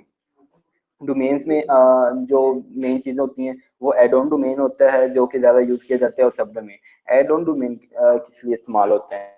मिसाल के तौर पे मैंने आपको दिखाया था कि पैकेजेस में डिफरेंट आपको अनलिमिटेड वेबसाइट दे रहे थे, लेकिन किसी में एक थी। लेकिन अगर तो एक वेबसाइट वाला पैकेज आप बाय करते हैं तो देन आप कोई भी और सब डोमेन होस्ट, कोई भी डोमेन होस्टिंग कर सकते हैं, सब डोमेन होस्ट कर सकते हैं आप। मिसाल के तौर पे अब हमने अनलिमिट होस्टिंग वाला पैकेज परचेज किया, तो हम इसके अंदर जितने मर्जी चाहें एड ऑन डोमेन ऐड कर सकते हैं। ठीक है। तो अब ये देख सकते हैं ये काफी सारे डोमेन ऐड भी हैं इसके अंदर। तकरीबन ये अराउंड अबाउट मैं आपको दिखाता हूँ कि और ये देखें, ये यहाँ तक ये सारे के सारे डोमेन ऐड हैं। ये एक ही होस्टिंग के अंदर ये इतने डोमेन ऐड हैं। तो इसका मतलब है कि ये हमने ऐड किए हुए डोमेन। एक तो हमारा प्राइमरी डोमेन है। प्राइमरी डोमेन इस टाइम हमारा तस्मिया कुरान अकेडमी है, जिसकी बेस पे हमने ये होस्टिंग को परचेज किया। अगर तो हम कोई नया डोमेन हो इसके अंदर ऐड करना है, तो सबसे पहले तो हमने जाके डोमेन को हमने परचेज करना है। हम किसी भी वेबसाइट से डोमेन को परचेज कर लेते हैं। उसके बाद हमें होस्टिंग की तरफ से डीएनएस दिए जाते हैं। जैसा कि मैंने इससे पहले भी डिस्कस किया कि डीएनएस डोमेन नेम सर्वर होते हैं जो कि हमारी डोमेन और होस्टिंग को लिंक करने के लिए इस्तेमाल किए जाते हैं। हम सिंपली यहाँ पे डोमेन का नाम लिखेंगे कि सब डोमेन आपकी प्राइमरी डोमेन के थ्रू असेस करने के लिए ऑटोमेटिकली क्रिएट हो जाते हैं, और उसके नीचे रूट होते हैं। रूट बेसिकली ये डॉक्यूमेंट रूट बेसिकली फोल्डर होता है। मिसाल के तौर पे मैंने कोई डोमेन ऐड करना जा रहा हूँ, तो मैं सिंपली यहाँ से आके एक न्यू फोल्डर बना दूंगा। तो वहाब के नाम से मैंने ये, सॉरी वहाब भी सही नहीं लिखा गया, तो वहाब के नाम से ये एक फोल्डर बना दिया मैंने। तो ये इसी तरह क्या करेगा, ये एक होस्टिंग के अंदर एक फोल्डर बना देगा जो कि जिसके अंदर हमारी वेबसाइट, नई वेबसाइट की सारी डोमेन्स की फाइल होगी वो वहाँ पे होगी। ठीक है। तो उसके लिए आपका जो डोमेन है वो डोमेन लिंक होना चाहिए आपकी होस्टिंग के साथ। होप सो कि ये क्लियर हो गया होगा आप सबको। अगर तो स्पीड ज्यादा हो तो आप मुझे बता सकती हैं, अगर किसी पॉइंट को रिपीट करना भी हो तो फिर भी आप मुझे मैसेज करके कह सकते हैं कि ये पॉइंट की समझ नहीं है, ये आप दोबारा समझा दें। अब इसके अलावा आपको वीडियो भी इंशाल्लाह मिल जाएगी कि किस तरह से हमने इसको किया था क्लास के अंदर, और फिर आप दोबारा भी उसको देख के प्रैक्टिकल कर सकते हैं। तो ये एड ऑन डोमेन हो गया। तो सब डोमेन, सब डोमेन ये उसी तरह सब डोमेन है जिस तरह हमने अभी वर्डप्रेस का डिस्कस किया था कि अगर तो आप फ्री की वर्डप्रेस बनाते हैं तो वो आपको फ्री में आपको सब डोमेन क्रिएट कर देता है। लेकिन सब डोमेन क्रिएट किस तरह होता है? मिसाल के तौर पे मैंने तस्मिया कुरान अकेडमी.com लिखा है, तो यहाँ पे मैं एक सब डोमेन क्रिएट कर लेता हूँ getIDev1 के नाम से। ठीक है। तो ये सब डोमेन क्रिएट हो गया। अब ये देख सकते हैं कि ये एक ऐसा यूआरएल बन जाएगा जिसके थ्रू मैं अपनी वेबसाइट को एक्सेस कर सकता हूँ। तो ये है क्या, बेसिकली ये एक यूजर नेम है जो कि हमने खुद रखा है। ये सब डोमेन है, और ये हमारा मेन डोमेन है। तो ये एक तरह का यूआरएल बन जाएगा कि हम इसके थ्रू अपनी वेबसाइट को एक्सेस कर सकते हैं किसी भी तरह। इसको सब डोमेन कहते हैं। तो इसके लिए आपको किसी किस्म का भी डीएनएस वगैरह ऐड करने की जरूरत नहीं पड़ती है। आपका domain, main domain, primary domain अगर इस सर्वर पे होस्ट है तो आप सिंपली उसके ऊपर सब डोमेन को क्रिएट कर सकते हैं। तो ये सब डोमेन हो गए। ठीक है। तो इसके नीचे ईमेल्स की ऑप्शन है। ईमेल्स ये इसी तरह होती है जैसे कि अब हमारी ईमेल्स है dev@getIDev.com। ठीक है। तो आप इसको इस ईमेल्स फंक्शन को यूज करते हुए अपनी होस्टिंग की जो होती है वो आप ईमेल क्रिएट कर सकते हैं। मिसाल के तौर पे मैंने ये तस्मीर कुरान अकेडमी डॉट कॉम ही ओपन किया हुआ है, तो यहाँ मैं यहाँ पे डेव ही लिख सकता हूँ, तो आप ये देख सकते हैं यहाँ पे पासवर्ड। उसके बाद जो होगा ये यूजर नेम क्रिएट हो जाएगा हमारी होस्टिंग की तरफ से। तो उसके बाद जो हमें मेल्स वगैरह होंगे हम डायरेक्ट अपनी वेबसाइट के ऊपर यानी कि अपने सर्वर के ऊपर मंगवा सकते हैं। जैसे कि हमें इनबॉक्स के अंदर जीमेल के अंदर आती है, उसी तरह हमें उसके ऊपर आया करेगी हमारा जो होस्टिंग होगा, जिसके अंदर मिसाल के मैं आपको दिखा भी देता हूँ कि हम वापस जाते हैं। चेक ईमेल, मैंने ये एक ईमेल ओपन की है, ये देखें ये वेब मेल लॉगिन कर रहा है।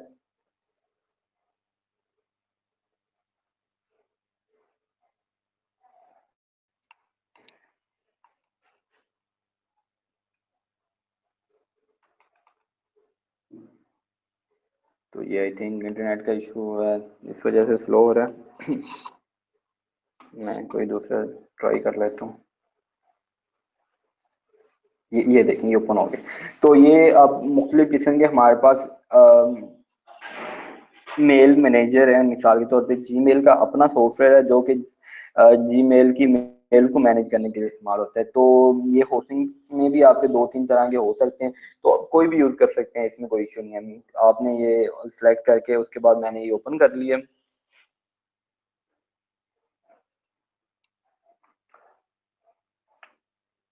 ये यहाँ पे मुझे ये देखें ये वेब मेल ओपन हो गई। यहाँ पे मुझे अपनी ईमेल इंटर करनी पड़ेगी, जो कि मैं ईमेल अपनी बना लॉगिन करना चाह रहा हूँ, और यहाँ पे उसका पासवर्ड। तो मुझे उस ईमेल का पासवर्ड नहीं पता, जिसकी वजह से ना मैंने वो क्रिएट की है, तो हमारे टीम मेंबर ने क्रिएट की है, जिसकी वजह से मुझे उसका पासवर्ड नहीं पता। तो आपको आइडिया हो गया होगा कि ये किस तरह से काम करता है, या इसमें हम किस तरह से ईमेल क्रिएट करते हैं। तो उसके बाद ये ऑटो रिस्पॉन्स होता है, ईमेल रूटिंग होता है कि आप एक दूसरे के साथ ईमेल जो आ रही होती हैं आप उनको सेंड कर सकते हैं, स्पैम फिल्टर लगा सकते हैं कि इन इन चीज़ों पे इशू हो तो ये आप इनको साइड पे करते हैं। उसके बाद ईमेल लिस्ट, तो इनका बाकी इतना ज़्यादा फंक्शन नहीं है। तो बाकी जो चीज़ें हैं इसमें बहुत इंपॉर्टेंट भी चीज़ें हैं अगर आप हाई लेवल पे जाते हैं, और बहुत बेसिक चीज़ें, लेकिन जो नीड आपको फ़ौरन ज़रूरत है मैंने वो चीज़ें ऑलमोस्ट इसमें कंप्लीट करने की कोशिश की है। तो उसके बाद जो मैंने आपको एक और चीज़ बताई थी कि वर्डप्रेस इंस्टॉल दो तरह से होती है। एक तो होती है ऑटो और दूसरी होती है मैनुअल। ऑटो में ये होता है कि हम कुछ भी नहीं बताते हैं, हमसे अपनी वेबसाइट का यूजर नेम पासवर्ड बताते हैं और उसे अपनी वेबसाइट का नेम बताते हैं कि ये हमारी वेबसाइट है, और वो खुद ब खुद हमें सेटअप कर देता है, ठीक है। लेकिन जो मैनुअल होती है, मैनुअल में हमने डाउनलोड करनी होती है अपनी फाइल्स को। फाइल्स हम डाउनलोड करते हैं wordpress.org से जाके, और उसके बाद हम उसको अपलोड करते हैं अपने मैनेजर के अंदर, फाइल मैनेजर के अंदर। जैसे कि ये फाइल मैनेजर हमारा यहाँ पे था, ये देखिए ये ऐसी फाइल होती है, ये वर्डप्रेस की ही फाइल है। ये फाइल को हम यहाँ पे अपलोड करते हैं, और उसके बाद हम डेटाबेस को क्रिएट करते हैं। डेटाबेस क्रिएट करने का तरीकाकार ये है कि हमने सबसे पहले यूजर बनाना है, उसके बाद हमने डेटाबेस बनानी है।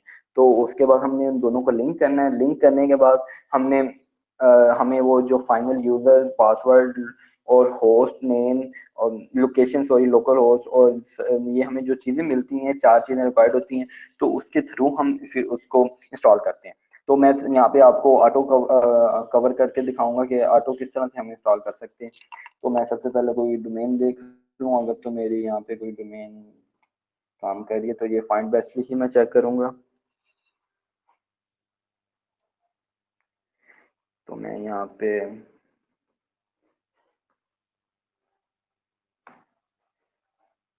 मेरे ख्याल से डोमेन इस सर्वर पे होस्ट नहीं है, जिसकी वजह से ये इशू आ रहा है।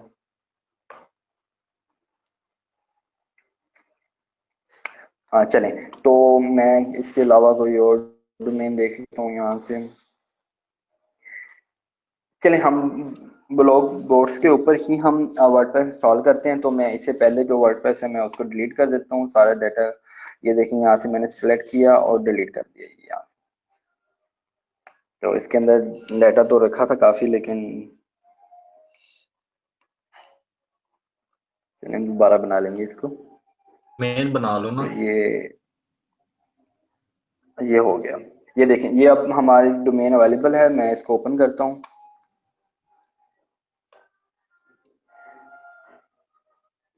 तो ये देखें कुछ भी शो नहीं हो रहा, क्योंकि इसके अंदर कोई फाइल नहीं रखी हुई। ये इसकी रूट डायरेक्टरी है।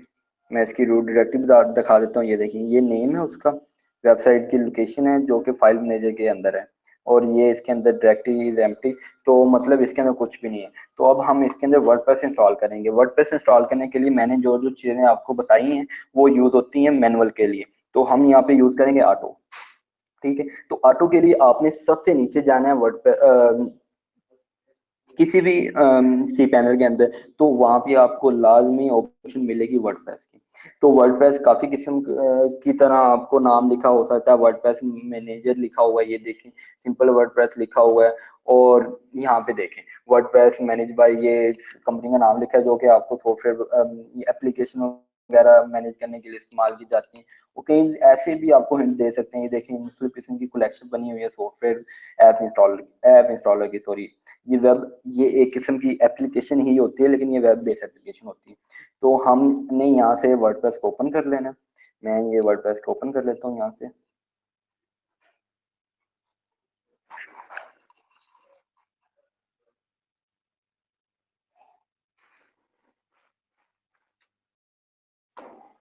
ये देखिए, ये वर्डप्रेस का इंस्टॉलर का डैशबोर्ड ओपन हो गया कि हम जहाँ से अपनी वेबसाइट में वर्डप्रेस को इंस्टॉल कर सकते हैं। तो ये ऑलरेडी एक वर्डप्रेस इंस्टॉल है, तो मैं इसको यहाँ से रिमूव कर देता हूँ, क्योंकि हमने सिर्फ डाटा रिमूव किया, लेकिन हमने और कुछ नहीं रिमूव किया, यानी कि डेटाबेस वगैरह रिमूव नहीं की। अब उसकी डेटाबेस भी रिमूव हो रही है।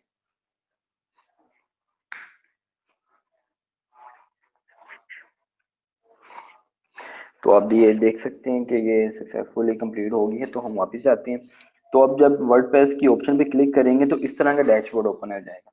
तो उसके अलावा आपने सिर्फ एक दफ़ा कंफर्म कर लेना है जो कि आपकी एप्लीकेशन, आपकी वेबसाइट है, डोमेन है, उसके ऊपर पहले तो वर्डप्रेस इंस्टॉल नहीं हुई हुई। मिसाल के तौर पे ये देखें, ये एक मेरा पोर्टफोलियो पर्सनल मीट वहाब के नाम से, तो इसके ऊपर ऑलरेडी वर्डप्रेस इंस्टॉल हुई हुई है। अगर तो मैं इसके अंदर दोबारा ट्राई करने की कोशिश करूंगा तो वर्डप्रेस इंस्टॉल नहीं होगी। मिसाल के तौर पर मैं आपको करके दिखा देता हूँ।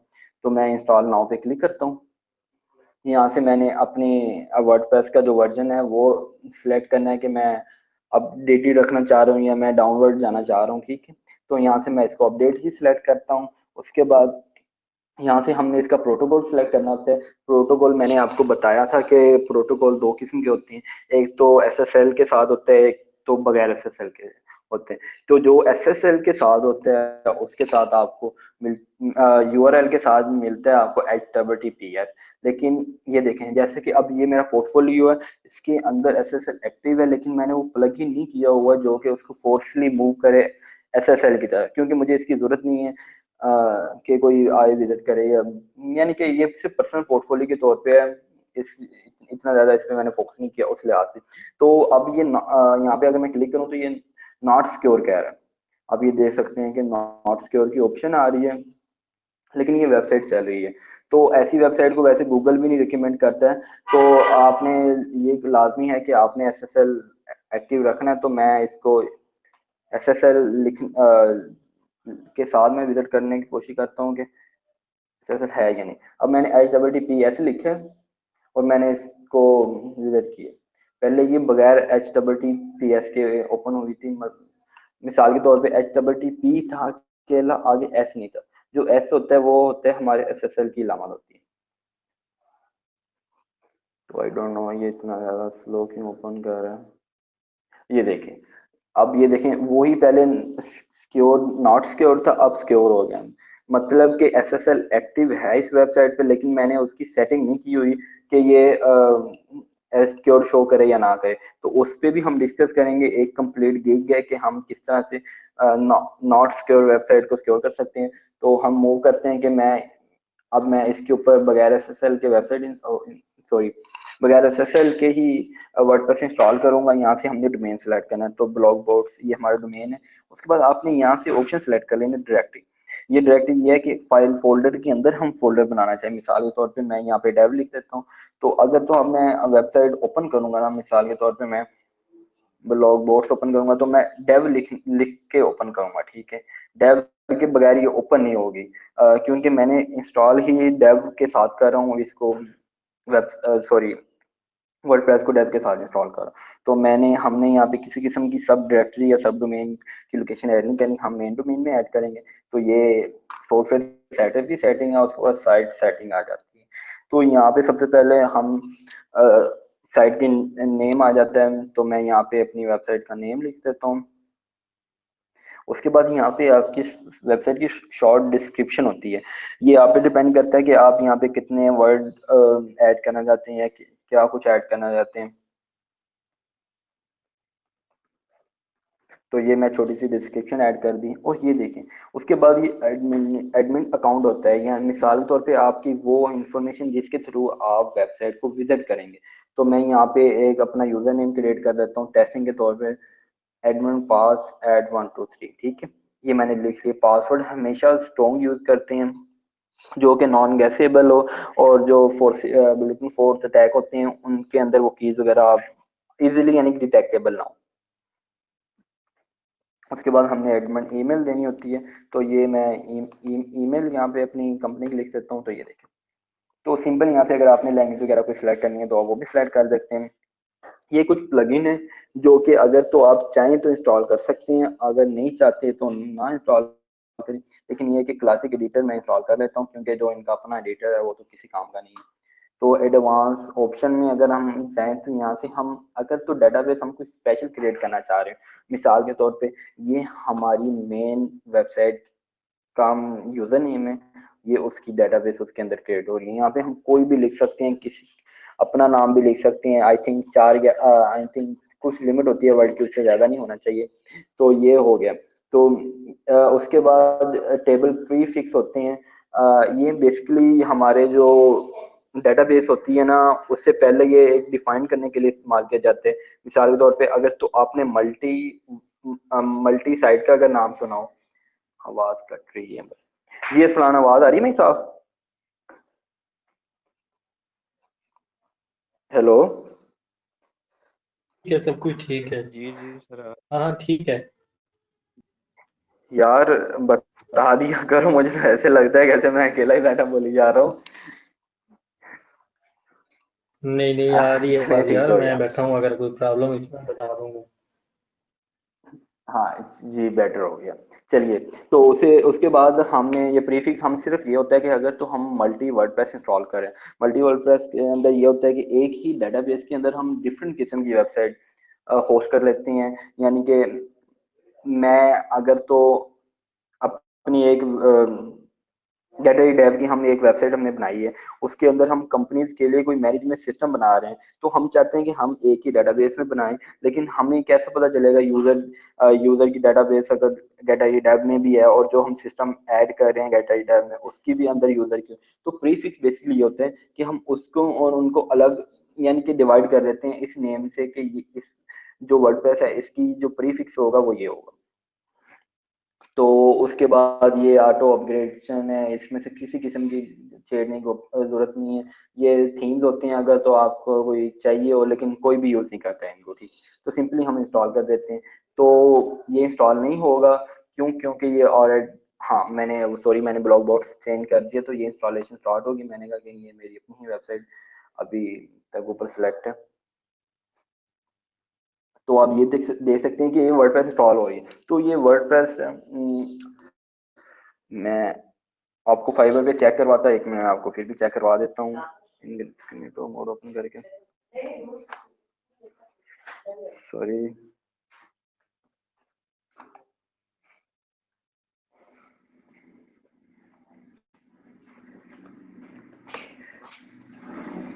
देखिए अब मैं कल की बात है कि एक पर्सन मेरे पास आया है सिर्फ वर्डप्रेस इंस्टॉल करवाने के लिए। तो $20 का ऑर्डर था। तो मुझे कितनी देर लगी है आप खुद अंदाजा लगा लें कि वर्डप्रेस को इंस्टॉल करते हुए। तो क्योंकि उनके पास पैसे होते हैं तो वो सर्च करना गवारा नहीं समझते, क्योंकि उनको बैठे बैठाई चीज मिल रही होती है, तो उन्हें सर्च करने की क्या जरूरत है।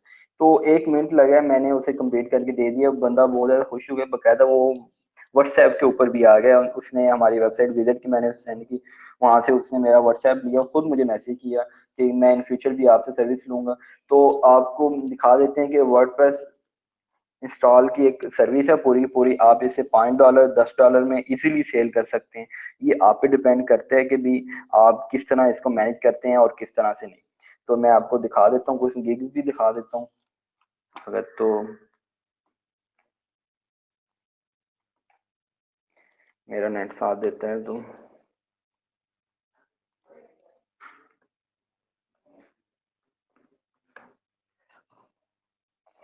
जी ये देख सकते हैं कि ये सिंपल, ये आपको कह रहा है कि I will install WordPress, set the theme and do customization. I will install and customize your WordPress theme for us, WordPress theme for us theme। ये थीम्स की एक कंपनी है जो कि थीम प्रोवाइड करती है। तो आप ये देख सकते हैं कि यार ये टॉप रेटेड सेलर बना हुआ है, ठीक है। और ये काम सर्विस क्या दे रहा है, इंस्टॉल कर रहा है, कस्टमाइज कर रहा है और ये कुछ चीजें आपको प्रोवाइड कर रहा है। 8 ऑर्डर इसके क्यू में लगे हुए हैं मिसाल, वो अभी वेटिंग में है कि हाँ भी ये हम आपको इंस्टॉल करके देंगे। और 24 ये आई थिंक यूरो है, पाउंड है, तो पाउंड आई थिंक तो इसमें ये 24 चार्ज कर रहा है, 24 कुछ। तो ये आपको फ्री थीम इंस्टॉल करके देगा या प्रीमियम, ये आप प्रोवाइड करेंगे। और बेसिक जो उसमें सेटिंग होगी या कस्टमाइज होगी, स्टैंडर्ड में आप देख सकते हैं कि वो आपको स्टैंडर्ड किस्म की कस्टमाइज यानी कि पेजेस आपको साथ बना के देगा और इतनी चार्जेस करेगा। और ये 200 प्लस ये इतने चार्ज करेगा।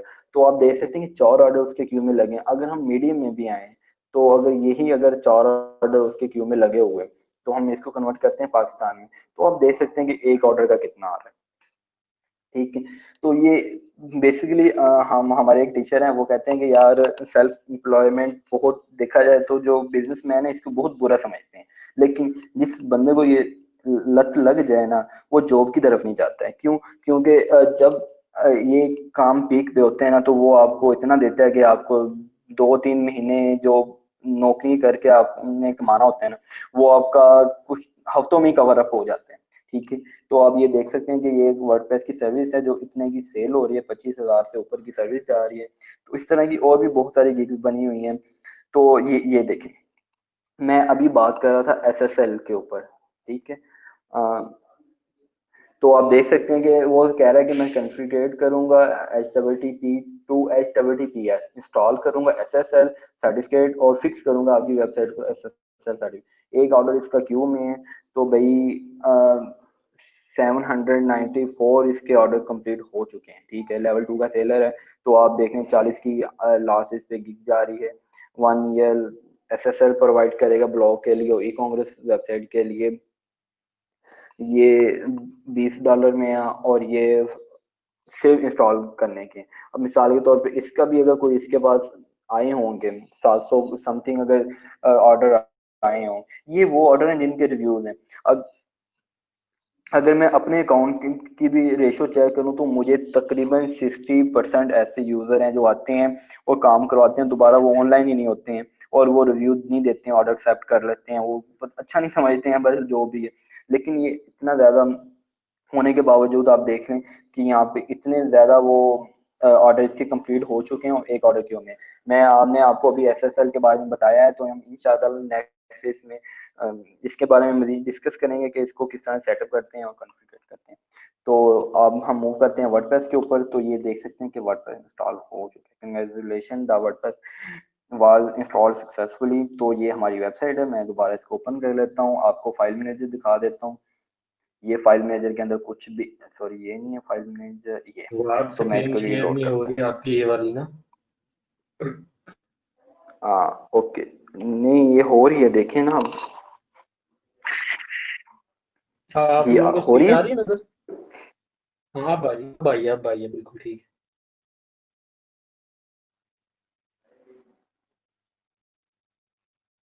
हाँ चलिए ठीक है। हो ठीक गया। है, अब नजर आ रहा है, तो ठीक आप है। ये देख सकते हैं कि जी जी, ये देखें ये सारी की सारी वर्डप्रेस की फाइल ऑटोमेटिकली आ गई है। तो इससे क्या हुआ है, ना तो हमने डेटाबेस क्रिएट करने पड़ा है, ना ही हमें किसी और चक्कर में पड़े हैं कि हमें कोई मुश्किल हो। तो सिंपल हमने इंस्टॉल किया तो ये वर्डप्रेस हमारी इंस्टॉल हो गई है। तो आप देख सकते हैं कि ये हमारी वर्डप्रेस सक्सेसफुल इंस्टॉल हो गई। अच्छा तो काफी तकरीबन घंटा ही हो गया, तो बोलते हुए तो आप ये बता दें कि अगर किसी का कोई क्वेश्चन है तो अभी तक, तो आप अभी पूछ सकते हैं। तो 10 के मिनट लग जाए तो कोई मसला नहीं है, देन फिर हम नेक्स्ट मूव करते हैं अपनी आउटलाइन के मुताबिक। हम इंशाल्लाह यहाँ से अस्सलाम। नेक्स्ट मूव करेंगे। तो अगर किसी किसी का क्वेश्चन है तो प्लीज पूछ सकते हैं। जी जी, अस्सलाम वालेकुम सर, मेरा क्वेश्चन है। वालेकुम सलाम। जी जी। जी, मैंने ये पूछना है सर कि जिस तरह हम wordpress.org से गेट वर्डप्रेस करके उसकी कोई भी वर्जन डाउनलोड करके, तो उसके जो जैम्प या वैम्प कोई भी लोकल यूज करके हम वर्डप्रेस इंस्टॉल करते हैं, जी जी। उस तरह अगर कर लें तो वो जो वे है वो ज़्यादा बेटर नहीं है? ये थोड़ा सा कॉम्प्लिकेटेड लगेगा लोगों जी को। जी वो बेटर है। तो इंशाल्लाह जो टास्क है ना हमारी वो यही है कि आपने खुद उसको सर्च करके और वैम्प या रैम को अपने जी जी लैपटॉप के अंदर सेटअप करना है। और अगर तो आप वो सेटअप कर लेते हैं, अगर तो नहीं भी होता देन भी हम आपको हेल्प आउट करेंगे मैसेज के थ्रू कि आपसे ये जी। सेटअप हो रहा है या नहीं हो रहा। अगर तो आप उस पर ठीक है। रिस्पॉन्स बिल्कुल भी नहीं देते हैं ना, तो देन जो हमारा नया ग्रुप होगा ना, तो हमने उसमें उन लोगों को ऐड नहीं करेंगे। ये बिल्कुल ये टास्क है, मैंने इसलिए मैंने ऑटो बताया, मैंने मैनुअल नहीं बताया। वो जो तरीका अगर आप बता कह रहे हैं ना वो मैनुअल में आता है, तो जी उसको हम यहाँ पे जी, भी अप्लाई बेहतर। कर सकते हैं और जैम जैम के थ्रू भी हम उसको अप्लाई कर सकते हैं। तो जी मैं बेहतर। इंशाल्लाह ये लास्ट में डिस्कस करूंगा कि इसमें कौन कौन सी एप्लीकेशन यूज होती हैं। देन ये खुद आपने फिर इस पर रिसर्च करना होगा, क्योंकि आपको आदत हो कि हमने एक चीज को फाइंड कैसे करना है। क्योंकि मैंने आपको पहले भी बताया कि जो फाइवर है फ्रीलांसिंग प्लेटफॉर्म कोई भी है, तो तकरीबन 90% चांसेस यही होते हैं कि जो आपका काम है वो रिपेयर नहीं होगा। आपने एक काम कर दिया, एक एरर आपको आया, तो वो हर दफा नहीं आएगा। ये नहीं है कि आप कहेंगे मेरा सारा का सारा सर्किट इसके ऊपर ही चलने लग जाए। जी बेहतर। जी जी। और किसी का कोई क्वेश्चन हो तो प्लीज पूछ सकते हैं।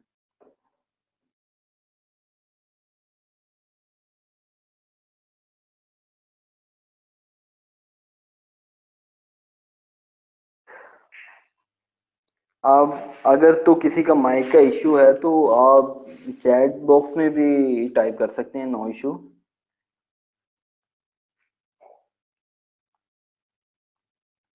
यार किसी का क्वेश्चन है तो कर लें आप लोग अभी ना। अगर किसी को समझ नहीं आई कोई भी कहीं से भी आप लोग क्वेश्चन कर सकते हैं। हाँ जी, क्योंकि एक एक घंटे मगर का लेक्चर समझ होगा, आनी तो चाहिए अगर तो आपको, किसी। ये नहीं है कि हाँ जी।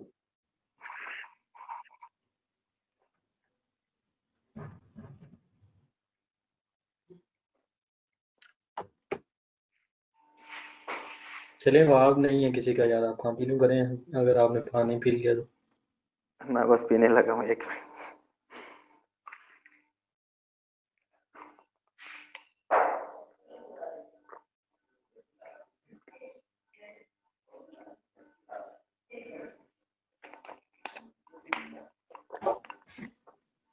जी ठीक है। अब हम स्टार्ट करते हैं। हमने डिस्कस कर लिया what is WordPress, one click installation. अब ये देख सकते हैं कि यहाँ पे वन क्लिक इंस्टॉलेशन ही हुई है। हमने सिर्फ अपनी जो पर्सनल पर्सनल इंफॉर्मेशन है वो ही इंटर की है, तो उसके अलावा हमने कुछ भी इंटर नहीं किया।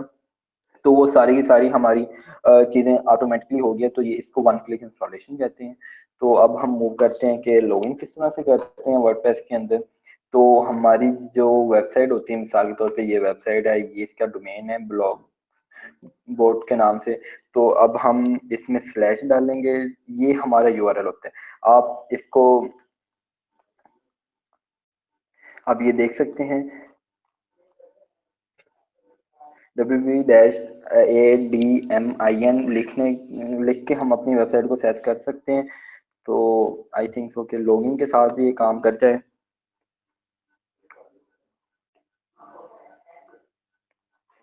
ये देखें, आपने इस वेबसाइट के बाद अगर आपने सिंपल लॉगिन भी लिखते हैं तो ये खुद ब खुद आपको मेन यूआरएल के ऊपर रीडायरेक्ट कर जाता है।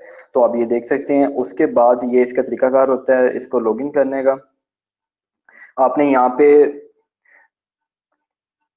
आपने यहाँ पे उसके बाद अपना user name password type inter करना होता है। मिसाल के तौर पे मैंने ये पास एट 1 2 3 मैंने ये यूजर नेम बनाया था, तो मैं इससे लॉगिन होता हूँ। तो ये देखें, ये मैं डैशबोर्ड के अंदर लॉगिन हो गया हूँ। ये मेरा डैशबोर्ड है और ये इस तरह से वर्डप्रेस का डैशबोर्ड होता है।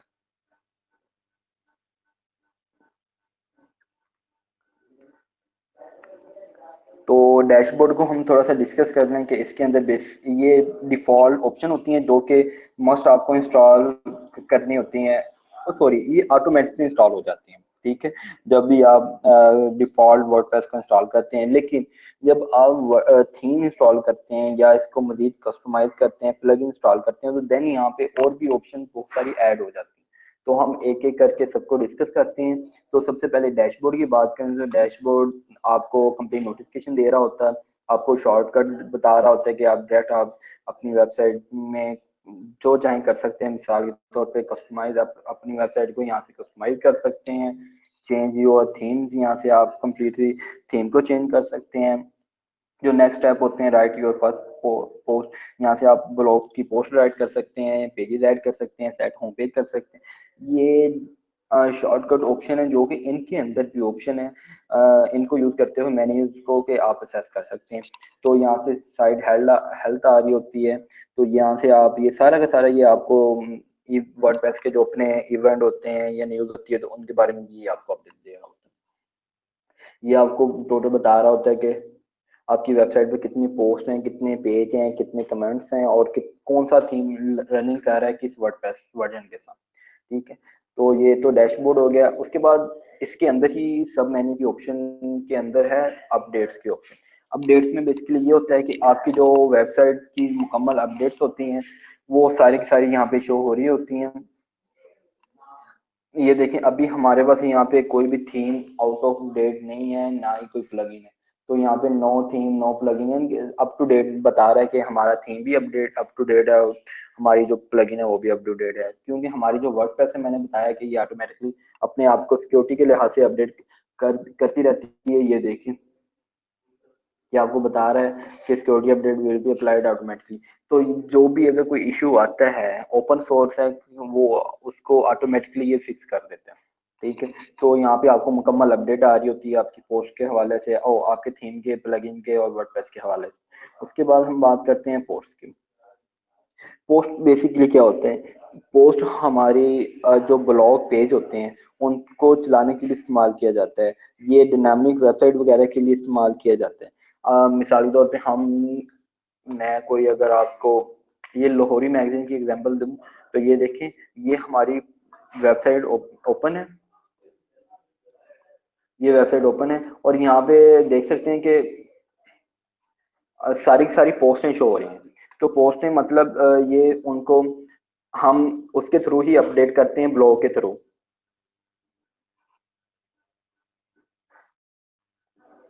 ब्लॉग के थ्रू अपडेट करते हैं। तो ये आपको शो हो रही है यहाँ पे। तो ये ब्लॉग की तरह ही चल रही है, मतलब ये हमारी डायनामिक वेबसाइट है जिनको यूजर आता है, जो ऑथर होता है इनका, वो आता है और इसको अपडेट कर देता है। तो ये एक पोस्ट है। तो ये पोस्ट जो हमने की है वो इसके थ्रू की है, पोस्ट सिस्टम के थ्रू। तो हम इसको भी डिस्कस कर लेते हैं। मैं ऐड न्यू करता हूँ। ये बाय डिफॉल्ट पोस्ट एक है हेलो वर्ल्ड के नाम से। तो मैं इसका ओपन करके भी आपको डिफॉल्ट व्यू दिखा देता हूँ। ये देखें, ये अनकैटेगराइज है। यहाँ पे हम इसकी कैटेगरी को ऐड करेंगे तो ये यहाँ पे शो हो जाएगी। उसके बाद ये इसका टाइटल आ गया। टाइटल आने के बाद ये इसके ऑप्शन शो कर रहा है कि किसने की है, कब डेट पे अपलोड हुई है और ये कितने कमेंट्स हैं। और ये इसकी बॉडी है कि इसके अंदर सिर्फ ये लिखा है welcome to WordPress, this is your first post. ये आप देख सकते हैं। ये इसके नीचे एक टेस्टिंग के लिए ही उन्होंने कमेंट्स किया हुआ है। तो मैं आपको दिखाता चलूं कि हम इसके अंदर पोस्ट किस तरह से कर सकते हैं। तो ये हमारा जो पोस्ट का सिस्टम है वो ओपन हो गया।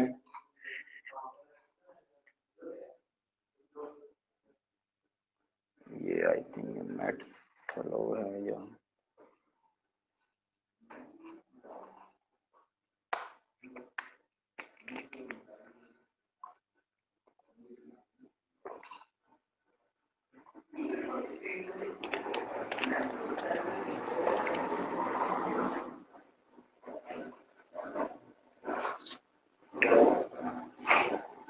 ये देखें, ये ओपन हो गया है। हमारे पास ये क्लासिक एडिटर है। आपके पास एडिटर डिफरेंट किस्म के भी हो सकते हैं।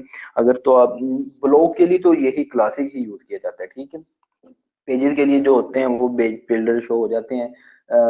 अगर तो आपके थीम कोई ऐसा आपने प्रीमियम थीम इस्तेमाल किया जो कि उसके अंदर ऐड हो ऑलरेडी, तो यहाँ से हम टाइटल होता है,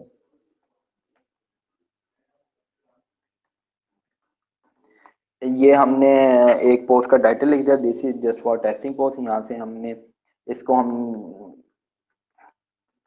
अपनी बॉडी जो हमारी होती है पोस्ट की, तो उसके अंदर हम जो कंटेंट लगाते हैं वो हम यहाँ पे ऐड करते हैं। जो बाकी ऑप्शन है आप ये देख सकते हैं।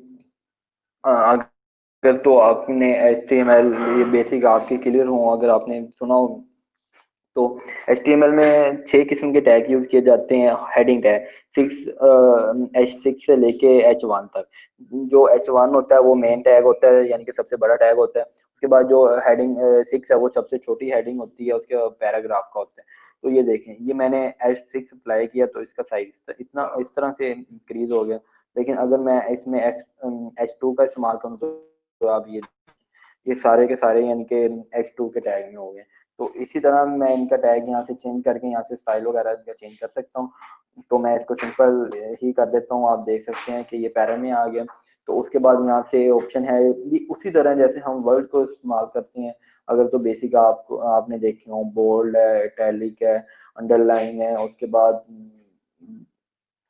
ये बुलेट्स हैं, नंबरिंग है, तो अलाइनमेंट है। ये देखें आप, इस सेम उसी तरह है। आप इनको यूज करते हुए ऐड कर सकते हैं। अगर आपने किसी जगह लिंक लगाना हो, मिसाल के तौर पे टेस्टिंग की जगह मैंने लिंक लगाना है। लिंक एक ऐसी एड्रेस होता है जो कि हमारी वेबसाइट का ही होता है, किसी दूसरे पेज का। हम वहाँ पे अपने यूजर को रीडायरेक्ट करने के लिए इस्तेमाल करते हैं। तो हम यहाँ पे जाएंगे इंसर्ट लिंक के ऊपर, तो सिंपली हम यहाँ पे आ गए, हम इसको लिंक को ऐड कर देंगे। अब देन कोई भी यूजर इस पे क्लिक करेगा तो वो उसी लिंक के ऊपर विजिट होगा जो कि हमारी वेबसाइट का होगा। तो अब ये अगर हमने इसके अंदर कोई सॉरी पिक्चर वगैरह मीडिया किसी किस्म की भी ऑडियो वीडियो इस्तेमाल कर रही है तो हम यहाँ से इसको ऐड करेंगे। आप देख सकते हैं कि ऐड मीडिया यहाँ पे ऑप्शन है। मैंने यहाँ इसको ऐड मीडिया किया, उसके बाद मैंने सिलेक्ट फाइल किया। तो सिलेक्ट फाइल करने के बाद हम यहाँ से जो भी हमारी होगी इमेज होगी वो हम ऐड कर देंगे यहाँ पे। तो हम इंसर्ट इनको पोस्ट कर देंगे। यहाँ से हम इसका टैक्स वगैरह अल्टरनेटिव टैक्स ऐड कर सकते हैं। साइज वगैरह को यहाँ से चेंज कर सकते हैं अगर तो हम करना चाह रहे हो। तो मैं यहाँ से इंसर्ट पोस्ट कर देता हूँ। तो अब ये देख सकते हैं कि ये एक मैंने इमेज अपलोड की है और यहाँ पे ये इमेज अपलोड हो गई। तो उसके बाद अगर तो मैंने इसकी कैटेगरी अपडेट करनी है तो कैटेगरी मैं यहाँ से कोई नई भी लगा सकता हूँ और इसको भी अपडेट कर सकता हूँ। तो मैंने ये टेस्टिंग की कैटेगरी बनाई, तो आप ये देख सकते हैं कि टेस्टिंग की कैटेगरी यहाँ पे ऐड हो गई है। तो उसके बाद हम यहाँ से टैग ऐड कर सकते हैं। टैग्स भी उसी तरह होते हैं जैसे कि हम फेसबुक वगैरह में या किसी और इंस्टाग्राम वगैरह में टैग यूज करते हैं। इनका भी फंक्शन सेम उसी तरह है। लेकिन जो कैटेगरी होती है वो हमारी मेन कैटेगराइज करना होता है, एक चीज को अलग करना। मिसाल के तौर पे हम एक ब्लॉग बना रहे हैं जिसमें हमने फैशन की पोस्टें डाल दी हैं, उसके बाद न्यूज की डालनी है, हेल्थ की डालनी है। तो उसमें हम कैटेगराइज कर देंगे अपने कंटेंट को कि इसको इसके साथ, इसको इसके साथ, इसको इसके साथ। तो वही हम कैटेगरी यहाँ पे ऐड कर देंगे। हम यहाँ पे कैटेगरी मैंने टेस्टिंग ऐड की है। उसके बाद हर पोस्ट की ना एक फीचर्ड इमेज होती है। बेसिकली फीचर्ड इमेज कौन सी होती है? ये फीचर्ड इमेज है। ये वो इमेज होती है कि जब हम किसी भी वेबसाइट को ओपन करने से पहले वो शो हो रही हो। मैं आपको होम पेज ओपन करके दिखाता हूँ। ये देखें, ये जैसे कि यहाँ पे ये पोस्ट शो हो रही है, तो ये जो पोस्ट है ये फीचर्ड इमेज लगी हुई है। तो ये वो इमेज है जो कि हमने ऐड करनी है। मिसाल के मैं यही इमेज यहाँ पे ऐड कर देता हूँ।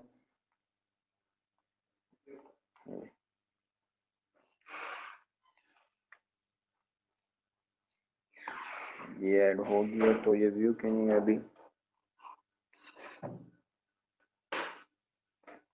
मैं इसको अपडेट पब्लिश कर, यहाँ से हमने पब्लिश करना होता है। ये बटन इसका पब्लिश है।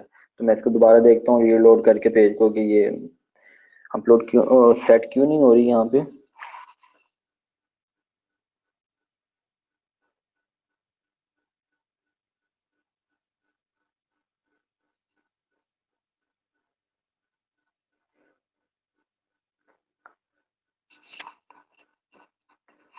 हेलो। तो मैं दोबारा, जी जी, ये देखें, मैंने कहा ये शायद मैंने कोई रीलोड प्रॉब्लम कर होगी। दिया। नहीं नहीं, ये मैंने रीलोड किया तो ये देखें ये फीचर इमेज ऐड हो गई है। तो यहाँ से मैं इसको अपडेट कर देता हूँ। तो असलान क्या ख्याल है, आज के लिए काफ़ी नहीं है? क्योंकि काफी चले मैं डैशबोर्ड कंप्लीट कर देता हूँ, ठीक है, क्योंकि टाइम भी 10:30 होने वाले हैं आप ना तकरीबन। जल्दी हम जल्दी ना इसका ओवरव्यू ओवरव्यू, दे दें, हाँ जी, जल्दी मैं जल्दी सिंपल सा ना ओवरव्यू एक मैं बार। आपको दे देता हूँ। हाँ जी, ये मैं अब आपको यहाँ से व्यू करके दिखाता हूँ। ये देखें, ये ब्लॉग की पोस्ट ओपन हो रही है। ये हमने यहाँ पे सिंपल इसको पब्लिश किया था। तो जब तक ये ओपन होती है हम नेक्स्ट मूव करते हैं। तो ये ऐड न्यू की ऑप्शन है, यहाँ से आप एक और नई पोस्ट ऐड करना चाह रहे हैं तो यहाँ से होगी। अगर ऑल पोस्ट आपने व्यू करना है तो वो ऑल पोस्ट की ऑप्शन यहाँ से आपको पोस्ट से मिलेगी। यहाँ से कैटेगरीज होती हैं कि आप कोई भी कैटेगरीज वगैरह अपनी वेबसाइट में लगाना चाह रहे हो, आप पोस्ट के अंदर से भी क्रिएट करके लगा सकते हैं, आप उसको बाहर से भी लगा सकते हैं। ये टैग्स होते हैं, टैग का भी कैटेगरीज की तरह ही सिस्टम होते हैं। उसके बाद आते हैं हमारी मीडिया। मीडिया के अंदर हमारी ऑडियो, वीडियो, इमेजेस होती हैं। तो ये यहाँ पे अगर हम मेन में क्लिक करके जाते हैं तो यहाँ पे हमारी मीडिया सारी की सारी शो हो रही होती है। हमने अभी एक अपलोड किया तो आप देख सकते हैं कि यहाँ पे कोई और वीडियो कोई भी तस्वीर नहीं शो हो रही। अगर हम ऐड न्यू करना है तो हम यहाँ से आगे ऐड न्यू करेंगे और ये मैं एक पेमेंट लोगों की जैसे अपलोड करता हूँ तो आप ये देख सकते हैं कि अपलोड हो रही है और ये ऑटोमेटिकली यहाँ पे शो हो जाएगी। ये ये लोडिंग हो रही है। अगर उसी तरह अगर आपने सिंपल तस्वीर अपलोड करनी है, व्यू नहीं करना, तो आप यहाँ से ऐड नहीं कर सकते। तो ये पेज ओपन हो गया, ये देखें, ये टाइटल आ गया है, ये टेस्टिंग उसी कैटेगरी आ गई है और ये फीचर इमेज है। एक यहाँ पे फीचर इमेज शो हो रही है जो कि हेडर के ऊपर है। कुछ थीम के अंदर ऑप्शन होती है कि अगर आपने फीचर इमेज लगाई है तो वो एक से ज्यादा बार शो नहीं होगी। मिसाल के तौर पे जैसे हमने वेबसाइट में सिर्फ फीचर इमेज जो है एक ही दफा शो होगी। ये देन आगे होगा जब हम इसको कस्टमाइज करेंगे। ये हमारा कंटेंट आ गया, उसके बाद ये हमारा लिंक आ गया। अगर हम इसको लिंक करते हैं तो ये हमें रिडायरेक्ट करके ले जाएगा दूसरे पेज के ऊपर जो हमने यहाँ पे लिंक दिए। तो आप ये देख सकते हैं कि ये लोगों एक पिक्चर अपलोड होगी है मीडिया के थ्रू हम पिक्चर वगैरह अपलोड करते हैं, अपनी मीडिया फाइल अपलोड करते हैं। उसके बाद हम पेजेस पे क्लिक करते हैं तो पेजेस के अंदर ये स्टैटिक पेजेस होते हैं। ये वो पेजेस होते हैं जो कि ऑटोमेटिकली अपडेट नहीं हो रहे होते हैं। हम इनको चेंज करने के लिए थोड़ा सा एक्सपीरियंस चाहिए होता है। मिसाल के तौर पे मैंने आपको ये वेबसाइट की एग्जांपल दी थी, ये तो हमारे ब्लॉग पेज आ गए, लेकिन ये जो हमारे टर्म एंड कंडीशन पेज है ना, ये है स्टैटिक पेज। ये होम पेज तो अपडेट हो रहा है, जब हम नई पोस्ट यहाँ पे ऐड करेंगे तो ये ऑटोमेटिकली अपडेट होगा। लेकिन ये जो पेजेस हैं, टर्म एंड कंडीशन हो गया, प्राइवेट पॉलिसी हो गया, तो ये ऑटोमेटिकली अपडेट नहीं होते हैं। तो इनके लिए सिंपली हम पेजेस ऐड इस्तेमाल करते हैं। तो पेजेस का वही सिस्टम है, सेम उसी तरह जिस तरह हम ब्लॉग की पोस्ट करते हैं कि हम यहाँ पे टाइटल लिखते हैं, टाइटल के बाद हम यहाँ पे अपना कंटेंट लिखते हैं, कंटेंट के बाद हम यहाँ पे फीचर इमेज ऐड करते हैं। इसमें हम टैग या उस किस्म का नहीं इस्तेमाल नहीं करते। पेज एट्रीब्यूट्स होते हैं, ये पेज होता है कि आप अगर आपने डिफरेंट किस्म के टेम्पलेट वगैरह क्रिएट किए हों, डिजाइन होते हैं ये। जब आप डेवलपमेंट साइट की तरफ जाएंगे या थीम वगैरह इंस्टॉल करेंगे तो आपको देन इसके अंदर ये ज़्यादा क्लियर होंगे कि ये कितने किस्म के टेम्पलेट होते हैं, यानी कि हम क्रिएट कर सकते हैं। फुल विड्थ कि हम यहाँ से जब फुल विड्थ सिलेक्ट करने के बाद इसको पब्लिश करेंगे तो ये फुल विड्थ शो होगा। तो आप देख सकते हैं कि सेम वही फंक्शन है जो कि पोस्ट के अंदर था, ठीक है। तो उसके बाद कमेंट्स हैं, कमेंट्स के अंदर वो सारे की सारी कमेंट्स शो हो रही होती हैं जो कि हमारी वेबसाइट पे आने के बाद कोई पर्सन करता है। कि जैसे कि ये टेस्टिंग एक कमेंट्स है कि यहाँ पे शो हो रहा है, आप देख सकते हैं कि आप इसको एडिट भी कर सकते हैं, डिलीट भी कर सकते हैं और इसको अनअप्रूव या स्पैम में भी ऐड कर सकते हैं। अपीयरेंस अपीयरेंस एक ऐसा फंक्शन है जो कि जब आप थीम कस्टमाइज कर रहे हो, वैकेट्स लगा रहे हो, मेन्यू लगा रहे हो, तो ये ऑप्शन इसके लिए इस्तेमाल की जाती है। तो ये आप देख सकते हैं कि थीम बाय डिफॉल्ट इंस्टॉल हमें हर वर्डप्रेस के साथ मिलते हैं, लेकिन ये यूज कोई भी नहीं करता है, ये सिर्फ टेस्टिंग के लिए होते हैं, हम इसको डिलीट कर देते हैं। तो ये देखिए इस टाइम ये थीम एक्टिव है, 2020 एक्टिव है, आप देख सकते हैं। हम चाहें तो यहाँ से कस्टमाइज भी कर सकते हैं। तो यहाँ पे अगर हमने कोई नया थीम अपलोड करना है तो ऐड न्यू पे क्लिक करेंगे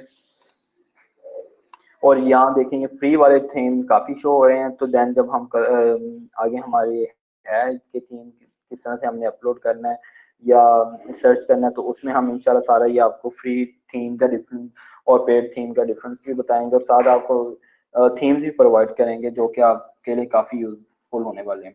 तो यहाँ से हम अपलोड करके यहाँ से थीम अपलोड करते हैं। उसके बाद कस्टमाइज होता है। कस्टमाइज के अंदर ये होता है कि हमारी जो थीम्स होती हैं उसके हमने कोई टाइटल वगैरह ब्रैकेट्स वगैरह अगर हमने कोई चेंज करनी है तो हम इसको यूज करते हुए हम चेंज करते हैं।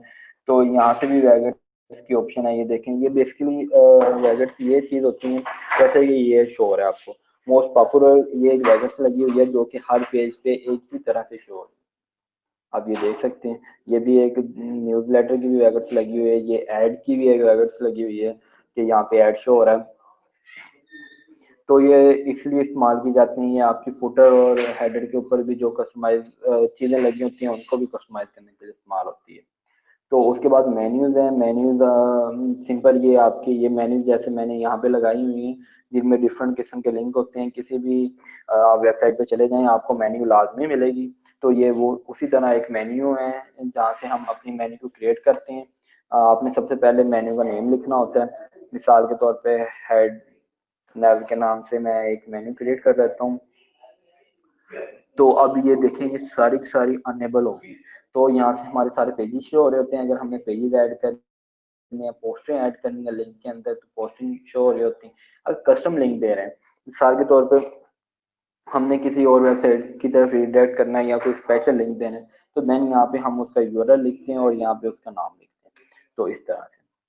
और ये कैटेगरी है कि आपने जैसे हमने पोस्ट को इस्तेमाल करते हुए कैटेगरी बनाई थी और इसी तरह ये मैंने इस्लामी की एक कैटेगरी बनाई हुई है जिसके अंदर ये देखें डिफरेंट पोस्ट हैं। तो यहाँ से हम इसको ऐड कर सकते हैं। और ये मेन्यू की लोकेशन होती है कि ये डिपेंड करता है कि आपका थीम कहाँ कहाँ पे मेन्यू को सपोर्ट कर रहा होता है। तो ये उसी तरह से यहाँ पे वो शो कर रही होती है कि ये ऑटोमेटिकली ऐड, यानी कि जो भी आप नया पेज ऐड करेंगे वो ऑटोमेटिकली आपकी मेन्यू पे ऐड हो जाएगा। इसको आपको जरूरत नहीं है अनेबल करने की। और बाकी जो आपकी अगर कोई मेन्यू यहाँ पे ऑप्शन है तो आप उनको अनेबल करके यहाँ सेव कर दें। तो सेव करने के बाद जो मेन्यू होगी वो आपकी यहाँ पे शो हो जाएगी। तो ये बैकग्राउंड का फंक्शन ये आई थिंक कस्टमाइज की तरफ ले गया कि हमें जो हेडर के पिछली साइड पे जो हम इमेज लगाएंगे तो वो यहाँ से वो इमेज शो हो जाएगी, ये देखें। लेकिन ये जरूरत नहीं होती इसकी, ना ही कोई इसको यूज करता है। थीम एडिटर, थीम एडिटर के अंदर हम बेसिकली करते क्या हैं, इसके अंदर हम अपनी थीम की कोडिंग कस्टमाइज करते हैं। आप बिल्कुल भी इसको छेड़िएगा ना, क्योंकि नए बंदे को ये समझ नहीं आनी है क्या लिखा हुआ है क्या नहीं, और ये फंक्शन या ये बना हुआ तो ये किस लिए बना हुआ है। अगर आप एडवांस जाएंगे तो देन फिर वो आपको इंशाल्लाह आस्ता खुद चीजें अंडरस्टैंड होती जाएंगी। ये अब प्लगइन्स, प्लगइन्स के अंदर ये प्लगइन बेसिकली क्या होते हैं, प्लगइन ऐसे कोडिंग और ऐसा प्रोग्राम होता है जो कि हमारी वेबसाइट को इजी बना देता है हमें यूज करने के लिए। मिसाल के तौर पे अगर तो हमने एक वेबसाइट बनानी है जिसके ऊपर स्लाइडर लगाओ, ये देखें ये एक किस्म का हम मिसाल ले लेते हैं कि स्लाइडर होम पेज पे एक छोटा स्लाइडर लगाओ, मैं आपको दिखाता हूँ। तो उसकी हमें कंप्लीट कोडिंग करनी पड़ेगी। अगर ये देखें ये एक स्लाइडर है किस्म का, तो ये देखें ये तस्वीरें मूव हो रही हैं। अगर तो हम इसको खुद कोडिंग करने बैठ जाएं तो काफ़ी टाइम लगेगा और ये हमारे लिए काफ़ी यानी कि सर खपाने वाली चीज़ होगी। तो हम सिंपली क्या करेंगे जी, हमने कोई ऐसा प्लगइन इंस्टॉल कर देना है जो कि स्लाइडर से रिलेटेड हो। वो क्या होगा, वो हमें बना बनाया वो फंक्शन दे देगा जिसकी मदद से हम वेबसाइट को इजीली मैनेज कर सकेंगे। ठीक है, तो मैंने ये क्लासिक एडिटर इंस्टॉल किया था। तो ये जो आपने एडिटर ओपन करके देखे, ये आपको व्यू दे रहा था यहाँ पे जब पोस्ट हम कर रहे थे, तो वो क्लासिक एडिटर की ही मदद से हो रही थी। अगर हमने कोई ऐड न्यू प्लगइन करना है तो वो यहाँ से प्लगइन होगा। ये फ्री में बहुत ज्यादा सबसे ज्यादा जो जो ओपन सोर्स एप्लीकेशन है ना वेब की, तो सबसे ज्यादा जो फ्री में आपको प्लगइन मिलते हैं वो वर्डप्रेस के ही मिलते हैं। उसके बाद आर यूजर है, तो यहाँ पे आपको तकरीबन सारे के सारे यूजर की डिटेल मिल रही होती है जो जो आप यूजर क्रिएट करते हैं। अगर आपने न्यू बनाना तो ऐड न्यू यूजर क्रिएट करेंगे। तो तीन चीजें रिक्वायर्ड होती हैं, आपका यूजर नेम, आपकी ईमेल और आपका पासवर्ड। यहाँ पे आपने यूजर नेम देना होता है जो जिसको आपने सेल्फ देनी है, उसके बाद उसकी email, first name last name लिखें ना लिखें तो उसकी जरूरत नहीं होती है। उसके बाद वेबसाइट का, उसके बाद आपने ये पासवर्ड देना होता है जो आपने यहाँ पे रखना हो। तो उसके बाद ये सेंड यूजर नोटिफिकेशन है, तो आप इसको चाहें तो अनेबल कर दें या ना चाहते हो तो आप नहीं कर दें। उसके बाद रोल होता है, तो ये बेसिकली होता है कि आप उसको कितनी सेल देना चाहते हैं। तो ये डिफरेंट किस्म की सेस होती हैं, तो हम इसको भी इंशाल्लाह डिस्कस करेंगे मजीद कि सब्सक्रिप्शन सब्सक्राइबर होता है उसकी कितनी सेस होती है, कंट्रीब्यूटर की कितनी होती है, ऑथर की कितनी होती है, एडिटर की और एडमिनिस्ट्रेटर की कितनी होती है। ठीक है, तो आपने जो सेस देनी है आपने वो उसको सिलेक्ट करके ऐड करते हैं। ऐड करने के बाद आगे ऑप्शन आती है टूल्स की। टूल्स के अंदर डिफरेंट किस्म की चीज़ें होती हैं जो कि आपको डाटा वगैरह इंपोर्ट एक्सपोर्ट करने से रिलेटेड भी इस्तेमाल की जाती हैं, और बहुत सी किस्म की चीज़ें होती हैं जो कि बहुत कम चांसेस होते हैं इस्तेमाल करने के। ज़्यादातर ये है, देखें अगर तो आपकी कोई वर्डप्रेस की वेबसाइट है जिसको आप वर्डप्रेस के ऊपर मूव करना चाह रहे हैं, तो देन आप इस टूल को रन करें, इंस्टॉल करें, उसके बाद यूज़ कर सकते हैं। अगर आपने किसी एक वर्डप्रेस से डाटा को दूसरे वर्डप्रेस में सिर्फ मूव करना है, हम कंटेंट की बात करें, तो आप इसको यूज कर सकते हैं, और बाकी भी फंक्शन इसी तरह ही इस्तेमाल होते हैं इसमें से। तो उसके बाद हमारे पास आ जाती हैं सेटिंग्स।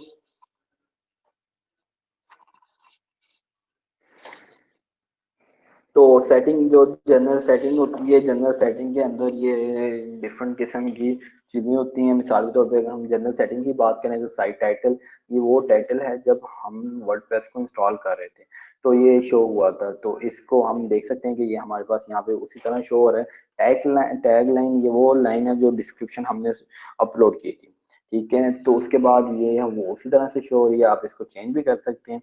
अब ये देख सकते हैं कि मैं अपनी वेबसाइट कि मेन्यू पे कर्सर लेके जाता हूँ, तो ये पोस्ट टाइटल के बाद हमारी वेबसाइट का नेम आ रहा है, तो वो ये वाला नेम है। उसके बाद ये वाली चीज़ें हम चेंज नहीं करते हैं क्योंकि ये बाय डिफॉल्ट एड्रेस होते हैं। उसके बाद एडमिनिस्ट्रेटर का ये ईमेल है, ये वो ईमेल है जो कि जिसके ऊपर हमें सारी अपडेट आ रही होती है हमारी वेबसाइट से रिलेटेड। उसके बाद मेंबरशिप है, अगर तो आप चाहते हैं कि आपकी वेबसाइट पे आए लोग और आपकी चार्ज के बगैर रजिस्टर करें तो देन आप इसको अनेबल करते हैं, वरना आप इसको अनेबल नहीं करते। और न्यू यूजर के लिए आप डिफॉल्ट रोल सेलेक्ट कर देते हैं कि उसने करना है क्या और कितनी एक्सेस होनी चाहिए। उसके बाद ये लैंग्वेज है, आप यहाँ से डिफरेंट किस्म की लैंग्वेज भी इस्तेमाल कर सकते हैं। उर्दू में भी ये इंस्टॉल हो चुका है कंप्लीट, तो आप इसको उर्दू में भी इंस्टॉल कर सकते हैं। बाकी ये डेट और टाइम उसका फॉर्मेट है कि आप इसको किस तरह से चेंज कर सकते हैं और किस तरह से नहीं। ये राइटिंग के अंदर ये कुछ डिफ़ॉल्ट ऑप्शन है, ये आपकी ईमेल्स के लिए है कि आप एसएमटीपी सेटअप कर सकते हैं डिफ़ॉल्ट, जो कि आपकी मेल सेंड करने के लिए इस्तेमाल किया जाता है। इसकी इतनी ज़्यादा ज़रूरत नहीं पड़ती है। तो मेन जो चीज़ है वो ये है, तो आप देख सकते हैं ये राइटिंग के लिए टूल होने वाली कुछ चीज़ें हैं। मिसाल के तौर पर डिफ़ॉल्ट पोस्ट कैटेगरी, तो आप यहाँ से देख सकते हैं कि जो आप कैटेगरी सिलेक्ट करेंगे वो पोस्ट जिनके ऊपर आपने कोई से सिलेक्ट नहीं की अंदर से, तो वो ऑटोमेटिकली यहाँ पे सिलेक्ट हो जाएगी। जैसे हमारी फर्स्ट पोस्ट के ऊपर शो हो रहा था अनकैटेगराइज, ये देख सकते हैं क्यों, क्योंकि यहाँ से ये एक ऑप्शन सिलेक्ट थी जो कि अनकैटेगराइज की थी। उसके बाद डिफॉल्ट पोस्ट फॉर्मेट आ जाता है जो स्टैंडर्ड है। उसके बाद एडिटर आ जाता है कि किस यूज़र को यानी कि एडिटर किस तरह का इस्तेमाल करने की सलाह दी जाए। एडिटर काफ़ी किस्म के होते हैं, मैंने जैसे पेज बिल्डर का नाम लिया, वो भी एडिटर ही होते हैं। तो रीडिंग में अगर हम आते हैं तो रीडिंग में आपकी वेबसाइट का होम पेज डिस्प्ले होता है।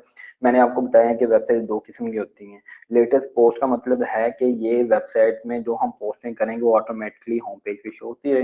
लेकिन अगर हम स्टैटिक करते हैं तो स्टैटिक वेबसाइट ऐसी वेबसाइट पेज होंगे जो कि अपडेट नहीं हो रहे होते। ठीक है, वो हम एक दफ़ा सिलेक्ट कर देते हैं, वो ही सिलेक्ट रहते हैं। तो जैसे मैंने अपनी वेबसाइट ओपन करके दिखाई गया टेरिडा, उसके ऊपर एक पेज लगा हुआ था, तो वो अपडेट था, वो लगा हुआ था, वो लगा ही रहता है, यानी कि उसको हमें बार बार चेंज करने की जरूरत नहीं पड़ती। तो आप यहाँ से पेज को सिलेक्ट कर सकते हैं और पोस्ट के लिए आप लैदा ब्लॉग बना सकते हैं, ब्लॉग का लैदा पेज पेज बना सकते हैं, जो कि हम आगे डिस्कस करेंगे कि ब्लॉग पेज किस तरह से बनाते हैं। Blog page show at must, यानी कि कितने पेज एक पेज के ऊपर शो होने चाहिए। अगर हमने होम पेज यहाँ से सिलेक्ट किया ना योर लेटेस्ट पोस्ट, तो पेजिनेशन कितने पेजेस पे है, यानी कि 10 पोस्टें शो होंगी मिसाल के तौर पे, एक दो तीन, मैं इस तरह ये लगा देता हूँ रो वाइज। तो ये कितनी पोस्टों के बाद पेजिनेशन शो होगी, तो ये उस तरह की उसके लिए यूज किया जाता है। ठीक है, तो ये आगे सिंपल चीज़ें हैं। तो उसी तरह से आगे मीडिया, इसमें जो मेन चीज़ आ जाती है वो परमालिंक्स की आ जाती है।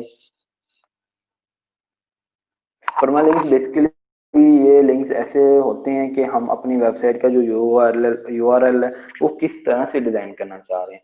तो प्लेन का मतलब है कि ये वो आपको ना पेज की आईडी दे देंगे अगर हम ये सिलेक्ट करते हैं। अगर तो आप डेट एंड टाइम के साथ शो करवाना चाह रहे हैं, मिसाल के तौर पे मैंने ये पेज ओपन किया था, ये ईयर बता रहा है, और उसके बाद डेट महीना बता रहा है, और उसके बाद डेट बता रहा है, उसके बाद टाइटल। क्यों? क्योंकि हमारी जो परमालिंक्स है वो ये वाली डिफॉल्ट सिलेक्ट है, और ये बाकी उसी लिहाज से ये आप पे डिपेंड करता है कि आप किस तरह से इसको कस्टमाइज करना चाहें। ये आपके थीम पे भी डिपेंड करता है कि आपका थीम किस टाइप का है। लेकिन जो ब्लॉग और एसईओ के लिहाज से ज्यादा इंपॉर्टेंट है वो यही है, पोस्ट नेम। दैट आपकी वेबसाइट का नाम हो, उसके बाद आपकी पोस्ट का नाम हो। आपने ये इसको सिलेक्ट कर देना लाजमी किसी भी वेबसाइट के ऊपर, उसके बाद आपने सेव चेंजेस कर देने। उसके बाद प्राइवेसी के अंदर ये आपका जो प्राइवेसी पेज होता है उसको जनरेट कर देता है ऑटोमेटिकली। पहले तो ये फंक्शन नहीं था कि पेज वो ऑटोमेटिकली जनरेट नहीं करता था, लेकिन जो प्राइवेसी का पेज है वो ऑटोमेटिकली अब वर्डप्रेस खुद जनरेट कर देता है। ये लाजमी पेजेस होते हैं खुद। कुछ पेजेस मिसाली तौर पे ये आप हमारी वेबसाइट के ऊपर देख सकते हैं कि यहाँ पे आपको ये 3 जो पेजेस नजर आ रहे हैं ये मस्ट होते हैं किसी भी वेबसाइट की ब्लॉगिंग के लिहाज से। अगर आप क्रिएट करना चाह रहे हो तो आप इनको लाजमी ऐड कीजिएगा अपनी वेबसाइट के अंदर, क्योंकि गूगल इनको बहुत ज्यादा रिकमेंड करता है, और आपकी कई दफा वेबसाइट भी इंडेक्स नहीं करता, आपका ना एडसेंस अप्रूव होता है इनके बगैर। तो ये बेसिक छोटी सी ये इस वर्डप्रेस की स्टोरी थी जो मैंने आपके साथ शेयर की है। तो इससे रिलेटेड अगर किसी का इश्यू है तो प्लीज बताइएगा। ये सलाम सुन रहे हैं हम, यार हाँ हाँ या जनाब, आप भी मैं सो बैठा गए हूँ। हैं? नहीं भाई नहीं यार, ऐसे कैसे हो सकता है कि हम सो जाएं और आप बोलते हैं अकेले यार। हाँ यार, किसी का कोई क्वेश्चन है तो ये मेंशन कर बिल्कुल ले यार। ये बिल्कुल वाह यार, बेसिक चीजें थी। अगर इसमें से जी जी वाह पहले तो यार आप एक बंदे के लव यू का जवाब दे दें कमेंट में, उसने क्या कहा हुआ है कि लव यू मलिक साहब। चलें जी, थैंक यू भाई। यार किसी का क्वेश्चन है तो कर ले यार, फिर कल इंशाल्लाह यहाँ से नेक्स्ट स्टार्ट करेंगे।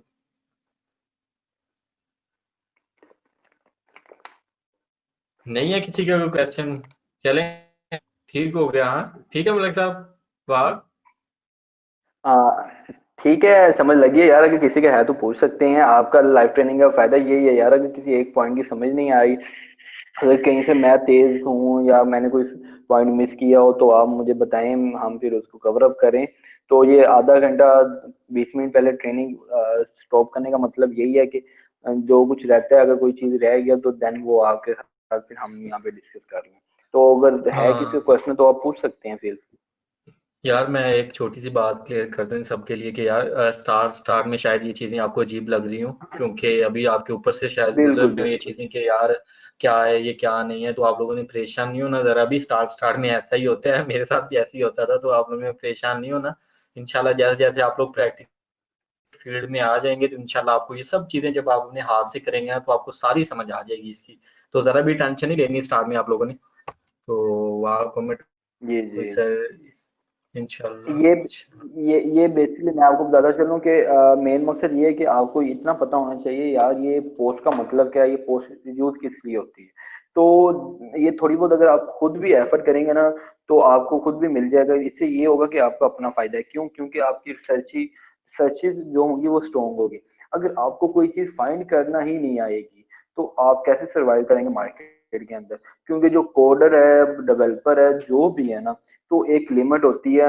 हमारे सर ने आई थिंक हमें बताया था, मुझे कोड नंबर ऑफ कोड का याद नहीं है, कि जितना मर्जी हाई लेवल का पर्सन हो ना, डेवलपर हो, वो एक लिमिट तक कोड को याद कर सकता है, उसके ज्यादा वो कोड को याद नहीं कर सकता। तो उसको भी हेल्प लेनी पड़ती है किसी ना किसी तरह, ओवर स्टॉक की लेनी पड़ती है या गूगल की लेनी पड़ती है। तो आप भी घबराना नहीं है बिल्कुल भी। अगर आपको इससे रिलेटेड कोई इशू है आप फील फ्री हमसे पूछें, इंशाल्लाह हम आपको मुकम्मल सपोर्ट प्रोवाइड करेंगे। और अभी भी अगर किसी का क्वेश्चन है तो प्लीज आप पूछ सकते हैं। अगर आप लोग मुताज होना चाहते हैं किसी के तो सर्च ना करें, अगर मुताज नहीं होना चाहते कहते हैं कि हम खुद बिल्कुल सीख बिल्कुल बिल्कुल। सर्च कर सकते हैं। सर्च करें। और इंशाल्लाह आपका पॉइंट क्लियर ना हो यार, यूट्यूब पे ओपन कर लें, जरूरी थोड़ी है कि वहां पे आपने गाने सुनने हैं जाके। यूट्यूब पे कीवर्ड लिख के आपको हजारों वीडियो मिल जाएंगे नीचे।